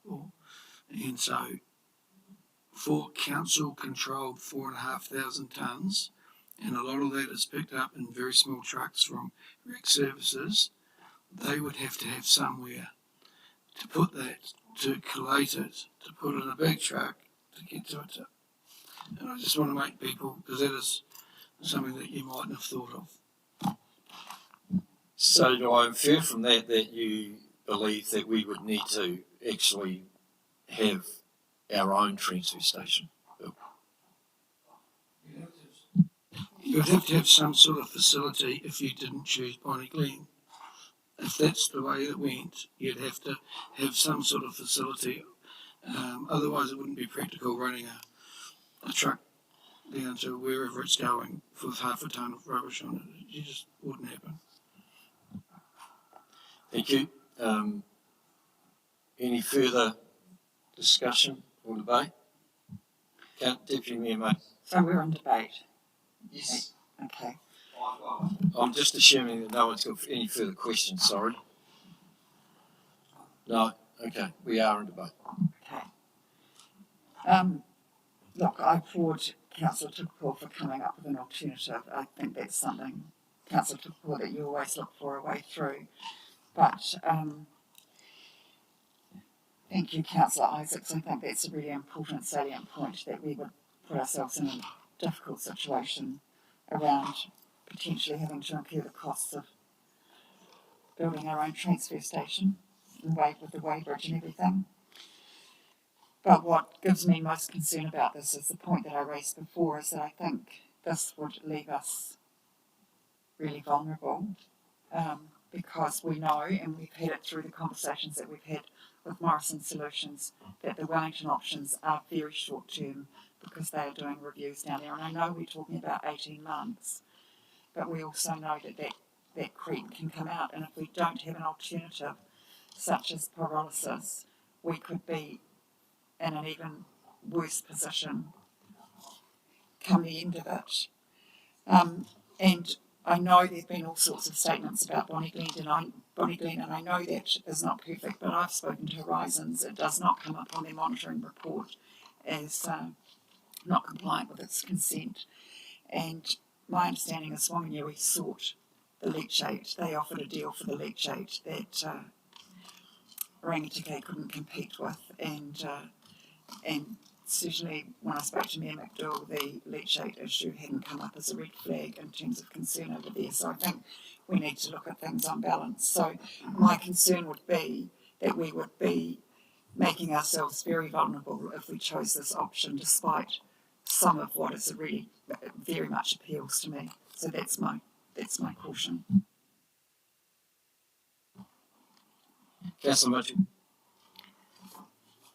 Thank you. I would agree with Councillor Mason. I think it makes us vulnerable if we then in 18 months decide we need another landfill to go to. We're not going to have any preferential treatment. So I can't support this motion.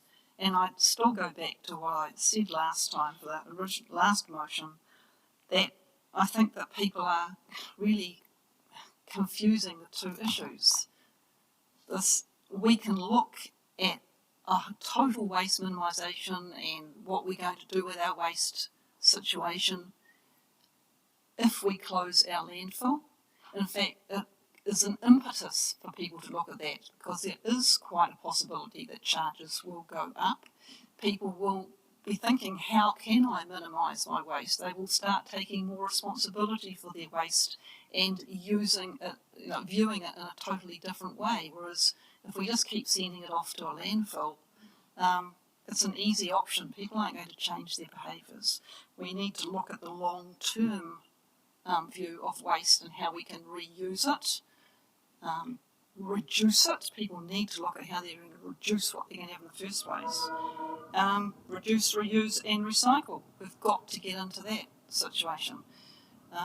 I cannot see that buying ourselves time for 18 months sending it to Spices instead of Bonnie Glen, which we're doing now, is going to in any way change what we're going to do as a council to try and get a proper, decent waste strategy and system up in this district.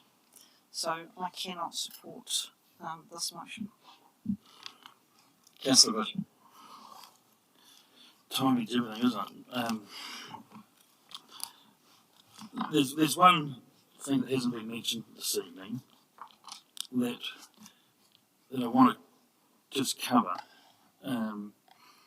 Is that we are just 2 weeks away from having in place our new CEO. And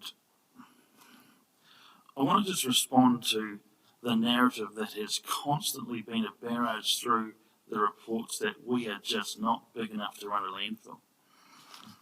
And we're struggling here, you can tell, because there is not the on-the-ground intellectual capability to add a whole lot to this conversation. And it's plainly obvious because we haven't had that type of skill set running this operation for us.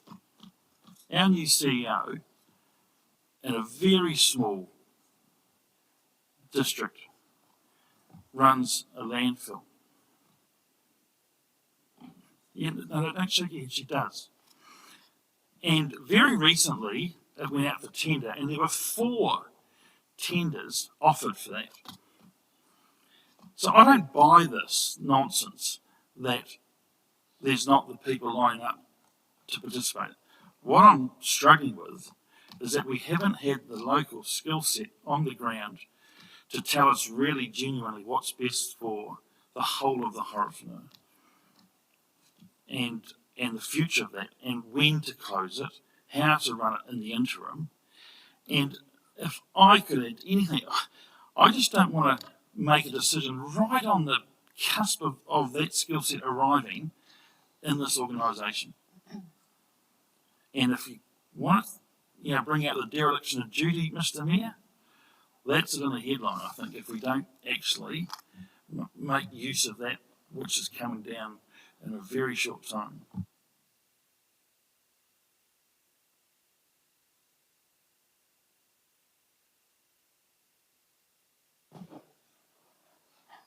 Okay, there appears to be no further. So again, I will ask for a division on this matter. So just to clarify what you are voting on, I will get the Democracy leader to again put the motion, put the resolution. So the amended motion is moved by Councillor Tukapua, seconded by Councillor Bishop, that the Horowhenua District Council transfer its waste to an alternative site not being live-in for 18 months to allow for the whole solid waste activity to be evaluated and explored with options for a decision to close in 2024.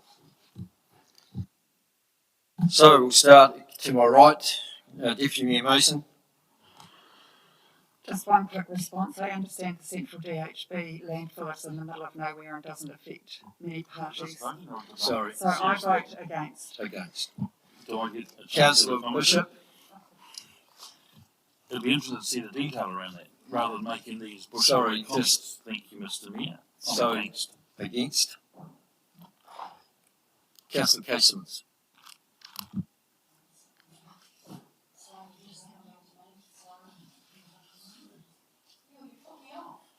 Councillor Isaacs. For. Okay. Councillor Mitchell. Councillor Kedu. Councillor Allen. Against. Councillor Tukapua. For. Councillor Jennings. For. Councillor Brannigan. That's what I'm against. Against. And I am also against. Councillor Casey. And against. And against. So by my count, that's a loss to the amendment of 8-3. So we now return to our substantive motion 2.4. The council adopt option 1, close the landfill in live-in landfill in 2022. It's been moved by myself and seconded by Mason. Deputy Mayor Mason. Are there any further discussions or debate on this? Councillor Tupapua. Yeah, I won't be supporting option one, simply because, well, a range of reasons I've already mentioned. One, just not too long ago around waiting for my neck to arrive only a few weeks from now. I'm not a sore loser around losing that previous motion, but just to say that when I mentioned whole solid waste activity, I wanted recycling included in that, for obvious reasons that it's not, that's not even done to its potential. We all know that, and shouldn't neglect or because it's extremely expensive for something that's not really working. Yes, Jen. I'm going to speak probably just directly to Councillor Allen, because I think that Councillor Allen appears to be the person who is probably has the open mind in terms of where things should land in terms of the alternative to this option.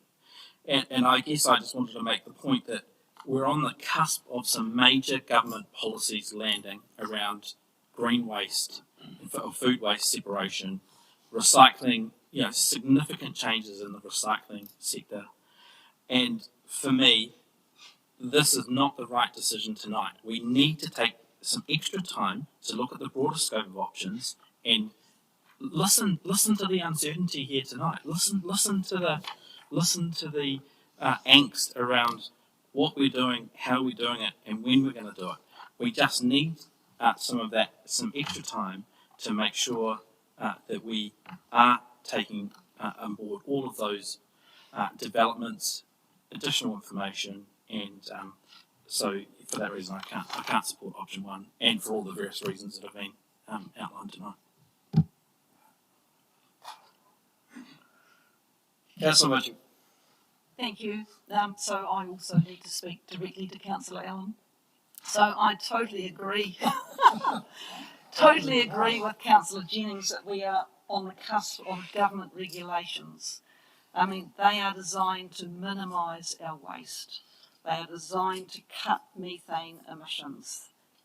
All about global warming, and just basically, it's not sustainable to keep sending all the stuff we send to landfill. We're also on the cusp of a whole lot of extra costs for sending stuff to landfill. The government is going to charge you extra for what you send to landfill. They're going to charge you more for your methane emissions, or you're going to have to buy those credits. It's not going to get any cheaper to run a landfill, and the government is going to be expecting the amount of waste going there to go down, not up. So in today's world, anything works if it's done on scale. You just have to look at farming. The normal family farm nowadays is not economic. It's not big enough to absorb all the costs that it has to absorb, all the compliance costs. It's just the same at a landfill. You are charged for being a polluter. So I don't see, and Morrison Solutions, all of the reports we've had tell us that it's not economic to run a small landfill, certainly not when you've got a competitor just up the road who can undercut you. You've got to pay more to be able to run it, and you've got somebody else who's saying, I'll take your rubbish to all the people that we want the rubbish from, and I'll take it for cheaper because they're bigger than us and they can afford to do that. Then what are we left with? We're left with the ratepayer maybe having to subsidise it, and that's the household subsidising the big players who are probably commercial. The only way we'd get that commercial tonnage is for us to make it attractive enough to compete with Bonnie Glen. So I cannot see like we have a competitor here. Central Hawke's Bay, I don't think people in the Hawke's Bay send their rubbish to Bonnie Glen. It's not a competitor. So, cost-wise, I don't think it works for us to go out there. Just the logistics, it doesn't work for us to go out there to keep going. And I'll say it again, we can minimise our waste, we can look at a new era, bringing in all these technologies without keeping a landfill open here. We don't, in fact, closing the landfill here is a catalyst for our district to actually change the way that they think about waste. Instead of seeing it as just something they dump, they see it as something they need to think about seriously. So I don't see how keeping us open is going to give us a better strategy to help us to look at things better. I would rather have clarity now. We decide to close the landfill, and then we put our energies into how can we do this whole thing better. So I will be voting for option 1. Councillor Bishop. Thank you, Mr. Mayor. I don't think I've heard so many generalisations in 5 minutes of my life. Seriously. Whew, that was a lot to take in. Look, this smacks to me around this notion that we're going to do things different tomorrow. It's a bit like the farmers, I'll play to your sector, farmers with the ute tax, and being forced to do something different when there just isn't the other option right now to do that. And the impatience to get ahead of technology, to get ahead of dates, to get ahead of government policy and manufacture up in your mind a flawed debate that it's not going to work economically on no basis is staggering. And I'm going to apologise now to our people of this district who have already in the last period of the current arrangement had exorbitant solid waste increases and look forward to more of them on top of huge increases in rates, which we already know from years gone by. You've been with me at this table long enough, Councillor Mitchell, to know that this community struggles to pay the rates. And we're going to load so much more on them. And I can't, without a genuine alternative at this point, in the knowledge that technologies and some government policies and who knows what assistance they may come with in an environment where we don't know, I don't want to get ahead of that decision. And we've got a landfill agreement which is set at 2025. So where did 2022 come into all of this? Why now? We can honour the agreement and get some time to extract the knowledge from the skill set that's coming and let the policies unfold and make a good decision. I'm not going to sit here and vote on the basis of all these assumptions which you think are going to happen. It's just not how you make good decisions.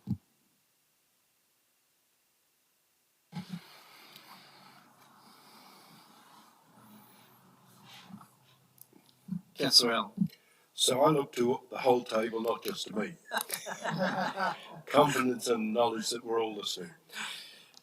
So option 1, which is on the table now, let's be aware that there have been 2 attempts at an alternative. First by Councillor Brannigan and subsequently by Councillor Pereira. So there have been 2 attempts to change it. At the moment, option 1 is here. We're speaking for or against it. People who are passionate to find an alternative to what's on the table have 2 options, other than voting against it, which is just voting against it. They can either propose an amendment again, or they can foreshadow a motion which will enable us to have an alternative position. So far, there have been 2 alternatives put up. I lost the first one. I voted for option 2. It was carried by a majority of 1. So where do we go from? Oh, sorry, it was lost by a majority of 1. So where do we go from here? At the moment, option 1's on the table, and as I said before, quite sincerely, I see huge merit in option 1. All I'm hearing is people saying that they continue to oppose option 1, but there is no alternative. So I invite people who have not spoken yet, or those who wish to move an amendment, to do so now, because my default position firmly is option 1, unless I hear a clear alternative.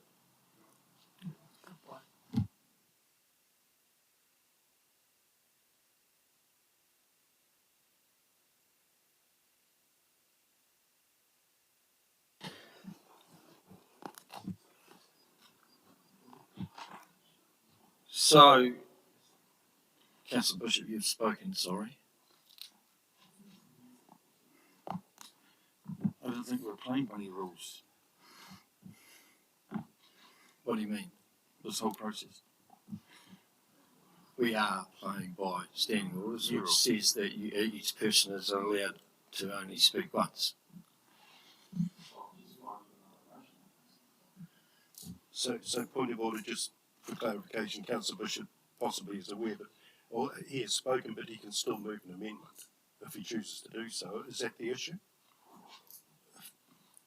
You can move an amendment when you've spoken, I believe.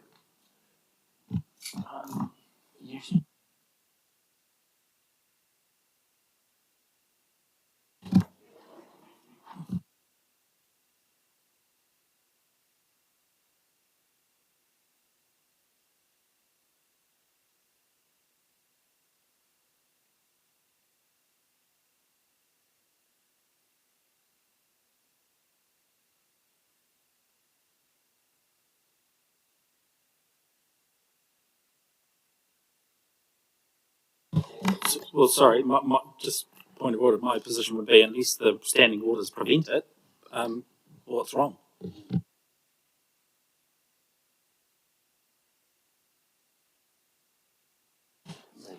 Yeah.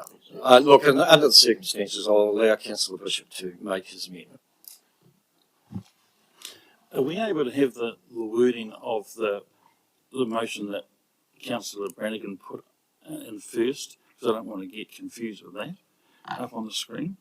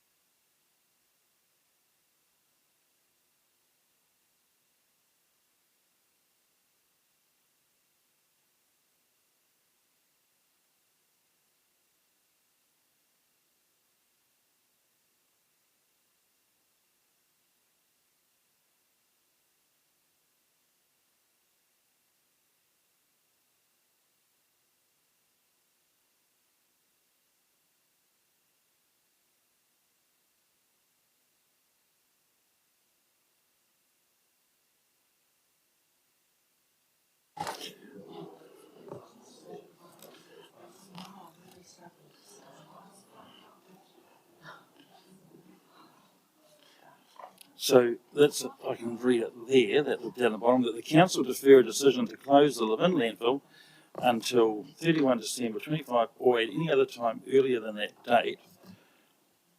I just want to add, so it's a different amendment, following a full evaluation by the incoming CEO to bring back advice within the next 3 months. So not to drag it out.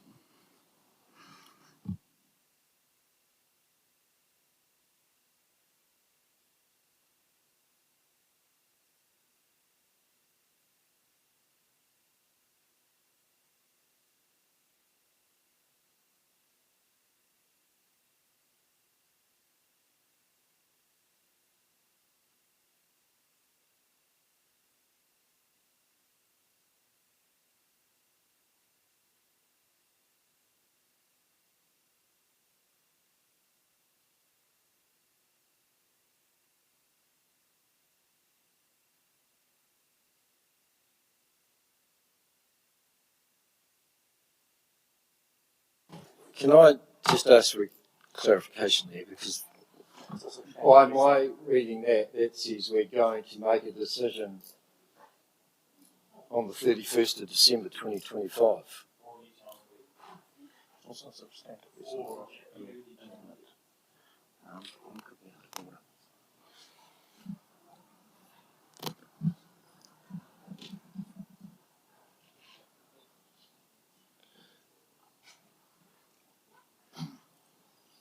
I am concerned that this is very substantively close to the original amendment which we have already voted on and that we've already discussed, because this doesn't to me add an amendment as such. This is just a further delay, and there is no substance to that amendment in terms of in that, because it is a topic that we have already debated. Well, obviously I disagree, because we have got a new CEO coming in very soon with some skill set. And I will say that that first motion was very close to being supported. So it has got general support around the table. It lost by 1 vote. So to give some clarity, I think it's worthy to offer it to the table and see how it goes.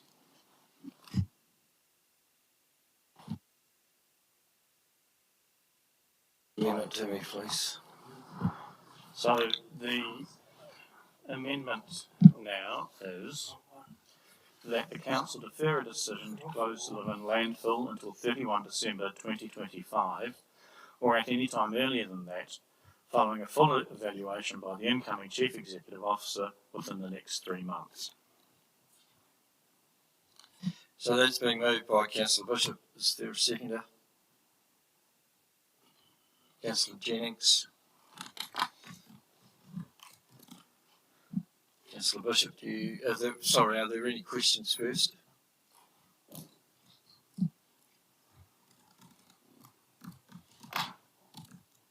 Okay, there being none, Councillor Bishop, do you wish to speak to your amendment?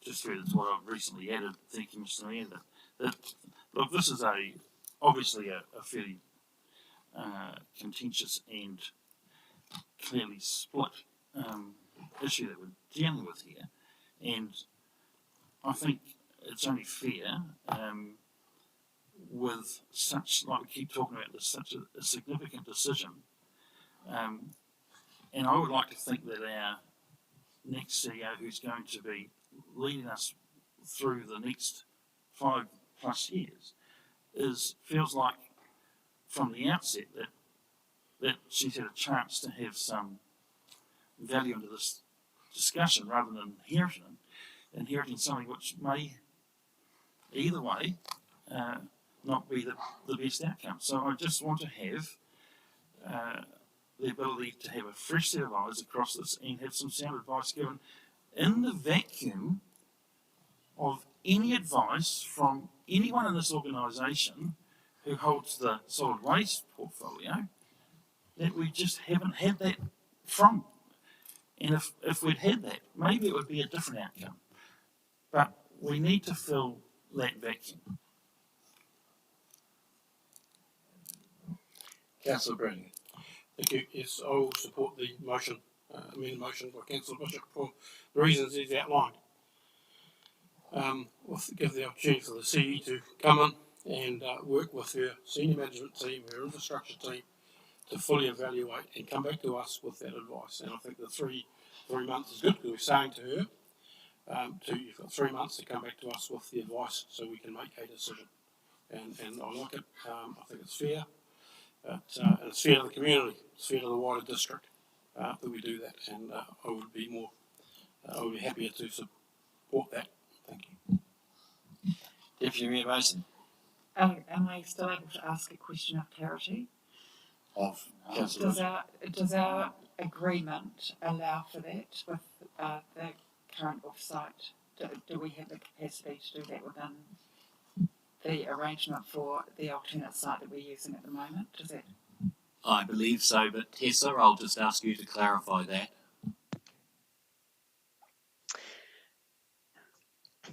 So I just want to make sure that I properly understood the question. So is the question whether we would be able to continue to send HDC's waste to Bonnie Glen for the next 3 months? Yes, it is, Tessa. Yes, and there would be 2 options for doing that. The first would be to accept the current Midwest offer, noting that there is the ability to terminate that contract at any point in the next 12 months. The other option would be to not accept that offer and to pay the higher gate rate.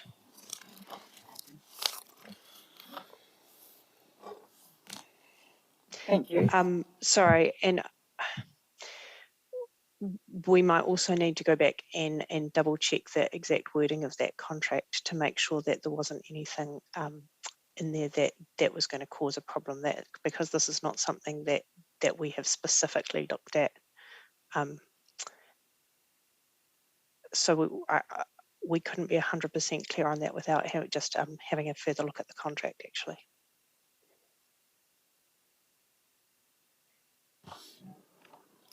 Councillor Jennings. Well, sorry, can I just have a point of clarification or question to Tessa?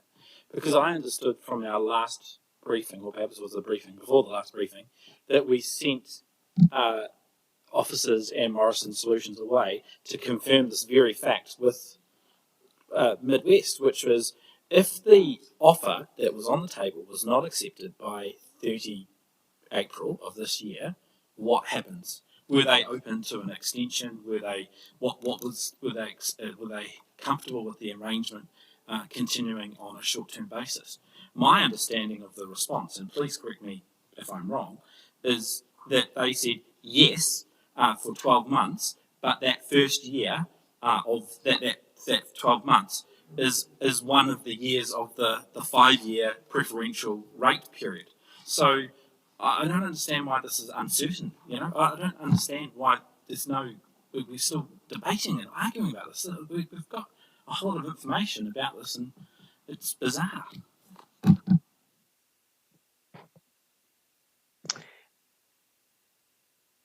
This is something that we can look at. We just need to go away and have a brief look at the file just to confirm the exact wording around that.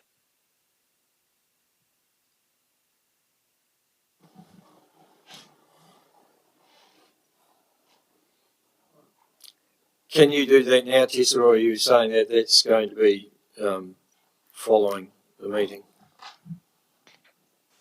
We can have a look at that now if you'd like.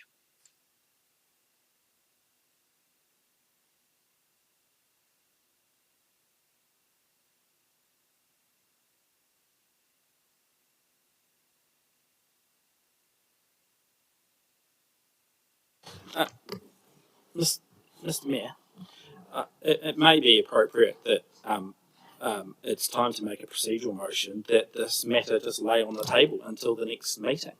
That then gives some breathing space to resolve some of these questions for there to be some clarity around these things. I mean, I know we've got a live motion on the table, so probably have to dispense with that first, but I'll foreshadow now that if that fails, that's what I'm going to look to do. We've also, sorry, Tessa. I'm sorry, I have checked that the agreement does allow that. It's that you can accept it now and cancel within the next 12-month period if you'd like a short-term solution with the current Midwest offer. So that was my understanding as well, that had been part of the briefing. We have received some advice from the new Chief Executive who is listening to this conversation and is saying that 3 months will not be sufficient time for her to be able to produce the report that you are seeking. Up to 6, but it needs to be before, I would say, September at the latest, because that is the end of our last meeting of this triennium is in September. So happy to amend your. Okay. Any comment or just? No, just so we can get to dinner. Yeah. I think that's where we're at, isn't it?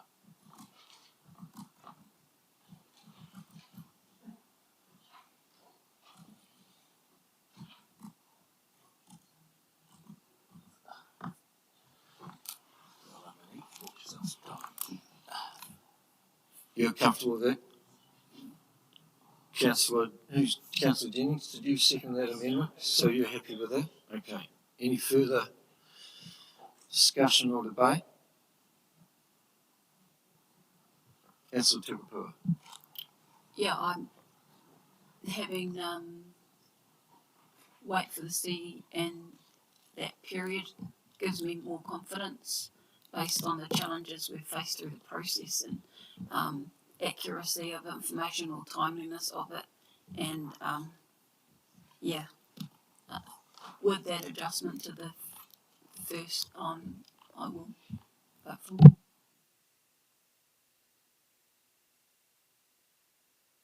Okay, let's put the motion to the table then. Again, we'll call for division. Yes. So again, on my left, Councillor Brannigan. For. For. Councillor Tupapua. Councillor Allen. For. Councillor Keru. Sir. Yeah.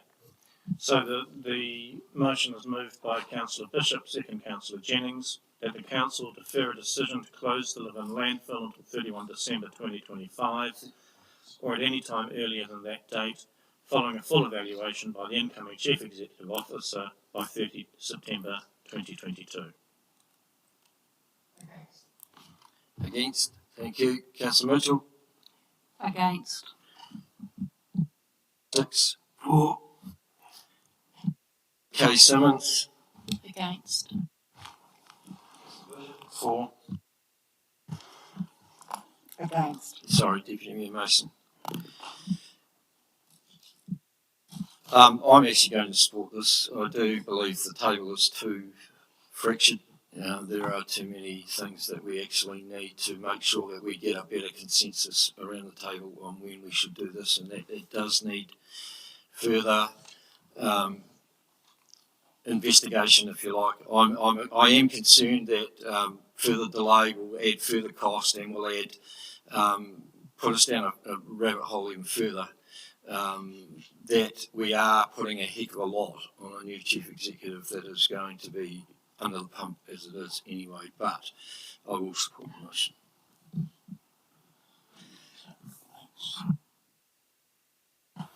So the motion is carried 7-4.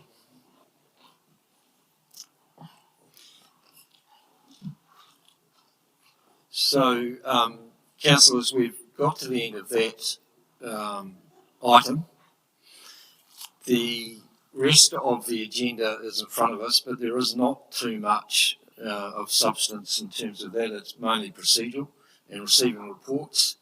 And we've also, as you will hear shortly from the Democracy Officer, withdrawn the growth strategy amendment because there are some changes that need to be made to that strategy before it actually comes to us complete. So are you comfortable with carrying on the meeting? Do you need a 5-minute break again? Okay. So everyone's comfortable to continue? Okay, let us get into it then. So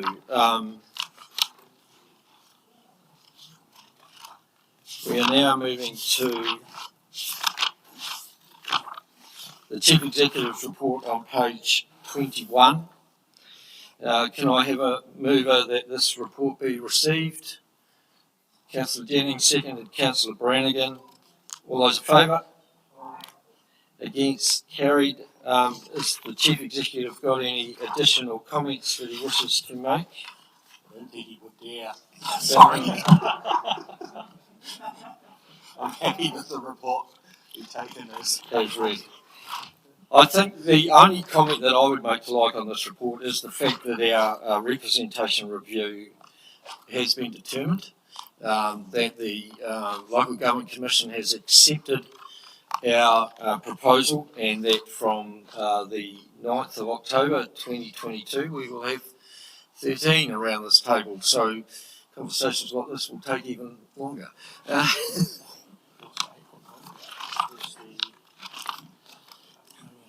Sorry.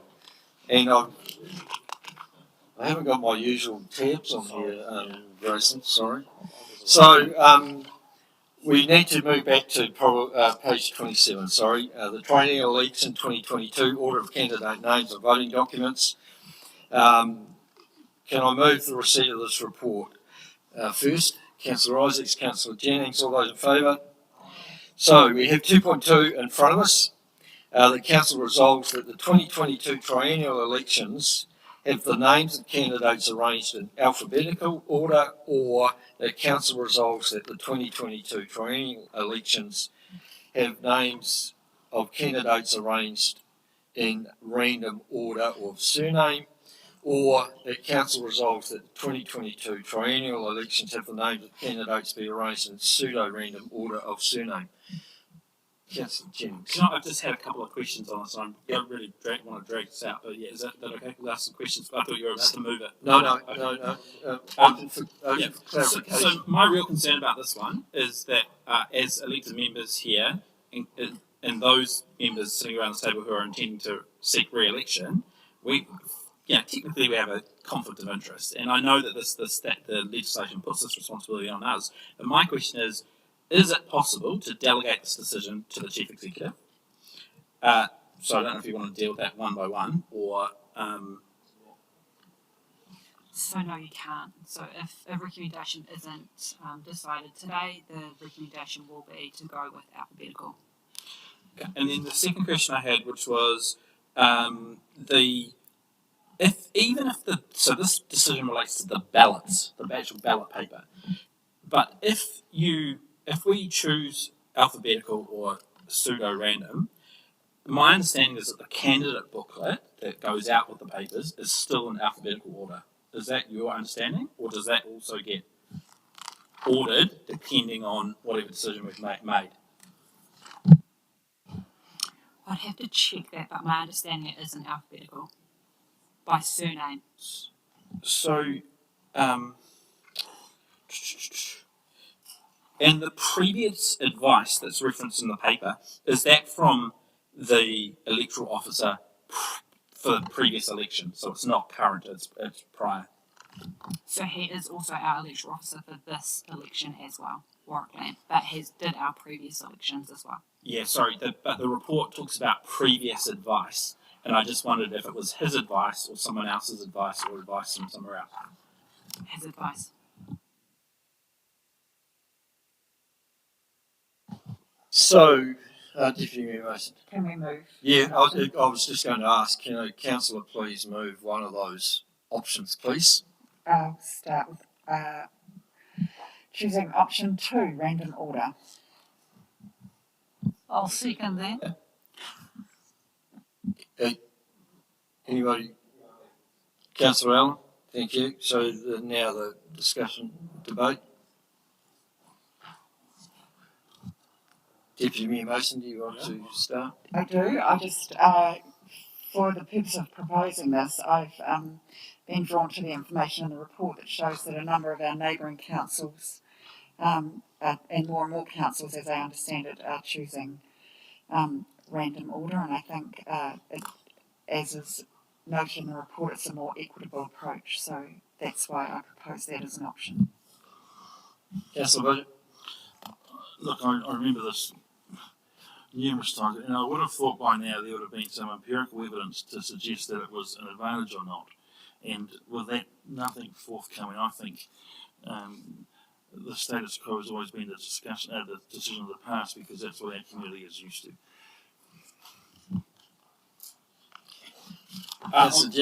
Strongly against this option. I think pseudo-random is the worst option of the three, and that's simply because random.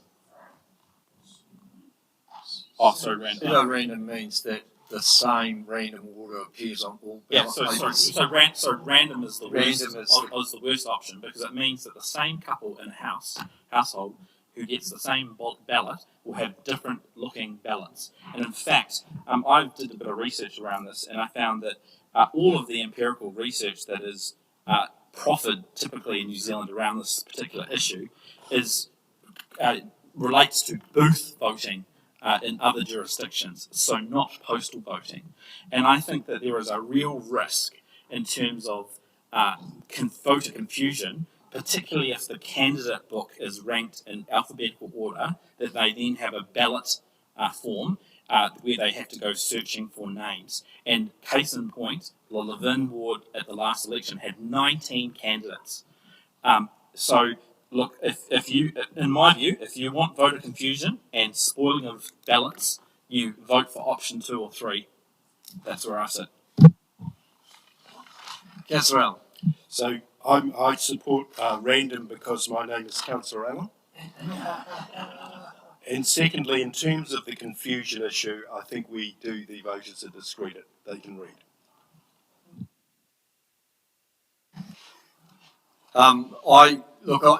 As Councillor Jennings said, there were 19 candidates in the Levin ward, and if you look at the names that were successful in the Levin ward, Isaacs, Jennings, Kay Simmons, Mason, it's almost like they went to the middle of the paper and picked the 5 in a row that were in that. So it certainly wasn't at the front or the back.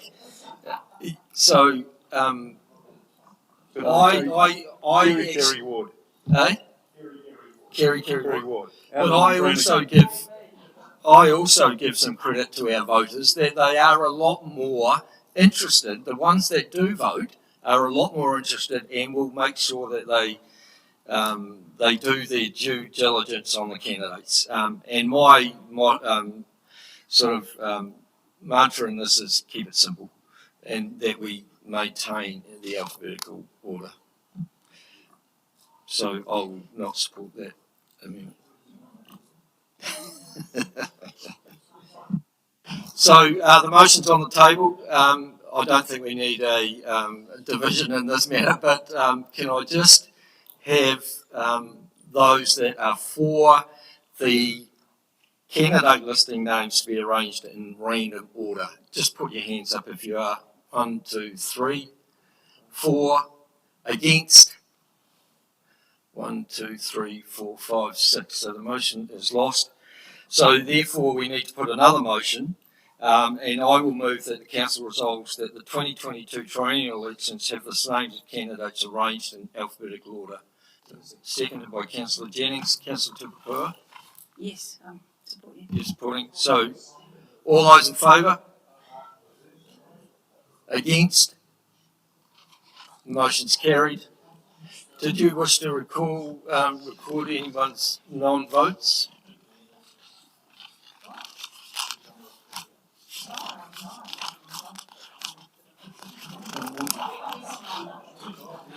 Can I now move to 8.3, the receipt of the mayoral report? Sorry? I've done that? No, I haven't. We've got to, yeah? That was Chief Executive's report. Yeah, so I'm now moving receipt of the mayoral report. Good try. You're trying to get rid of me as well. Can I have a seconder for that, please? Councillor Jennings, any items of interest for any councillors? Cool. We've dealt with 8.4, and the only item therefore is the page 55, that the fees and charges 2022-23 Food Act and Resource Consenting Planning. The purpose is to propose a schedule of fees and charges in respect of food premises that are subject to the Food Act 2014, and fees and charges in respect of resource consenting planning for the 2022-2023 year, commencing 1 July 2022. So can I first move receipt of the report? Councillor Isaacs, Councillor Allen, all those in favour? Thank you. So this report is to resolve to go out to consultation with the settings or the report as attached for the proposed fees for the 2022-23 year.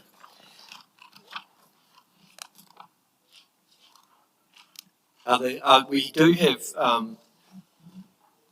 officers online if there are any questions that need to be asked as well. I can't see them, but I assume they're there. Can I be painful and just ask one question? I'll keep it really short. You can be painful. Yeah. Well, I already am. So just notice in the schedule to the fees and charges that there's a notation about increasing the deposit amounts to reflect usual costs. And I just wanted to understand, and some of those deposit amounts are quite significant now, and I wanted to understand, is the issue that people aren't paying the total amount when they're finally invoiced, or is this just a cash flow thing for us? Like what, or an administrative convenience thing in terms of not having to invoice later?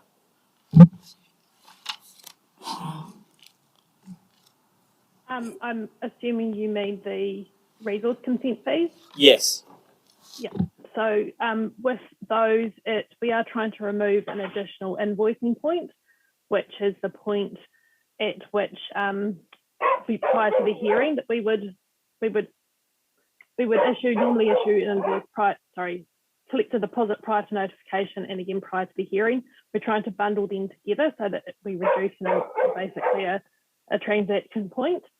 And they are, it's not necessarily an issue with people not paying, but it's really to give people a bit more of an idea of what they're likely to be paying. So for example, if we're only charging somebody $3,000, say, for a notified consent as a deposit, and the charges come to $26,000, that's a bit of a shock.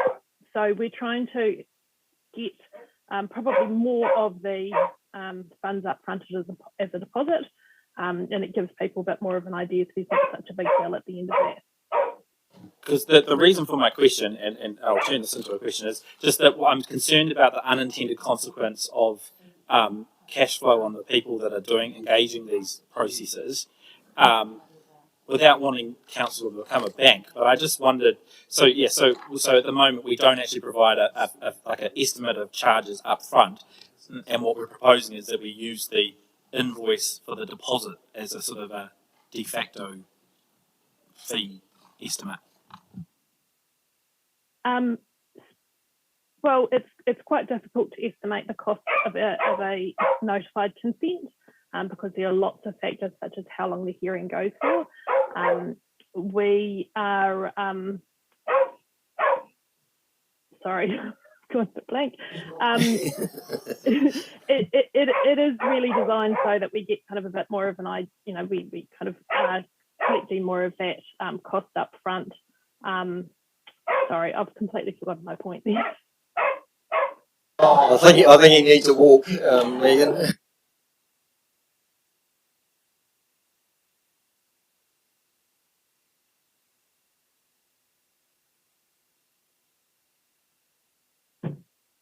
Sorry, if you want to repeat your question, I'm quite happy to give another go. No, look, it's fine. I think everyone's keen to move on. So I just want to add that I don't know where we've lost this notion that we're trying to encourage things to happen in this district, and this is yet just another one that seems to fly in the face of where we're trying to head. So I'll be voting against this.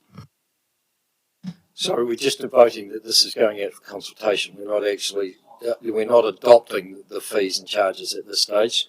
As you'll see on page, sorry? Yeah. So submissions will open tomorrow. The submissions will close on the 13th of May. Officer consideration of submissions will then be done, and the hearing of submissions by the Hearings Committee is set for late May, and report to Council and Council decision the 8th of June. Understood? So, 3.3, that the Horowhenua District Council resolves that the Food Act fees attached as Attachment A and Resource Consent Planning fees attached as Attachment B for the 2022-23 year be used as the statement of proposal, the summary of information attached as Attachment C, and the submission form attached as Attachment D be consulted on using the special consultative procedure as set out in Section 83 of the Local Government Act 2022, and that the hearing of any submissions on this matter be heard by the Hearings Committee of Council acting under delegated authority, and a subsequent recommendation be made by the committee to Council on this matter. It's moved by Councillor Allen, seconded by Councillor Brannigan. Any further debate or discussion? Being none, I'll put the motion. All those in favour? Against? Carried. Thank you. Meeting to a close. Can I thank the staff for their perseverance? And David, this is your last official council meeting. Yeah, so this will be another war story to include in the book that you will no doubt be writing, which will be quite an extensive book, even after only 3 months in this district.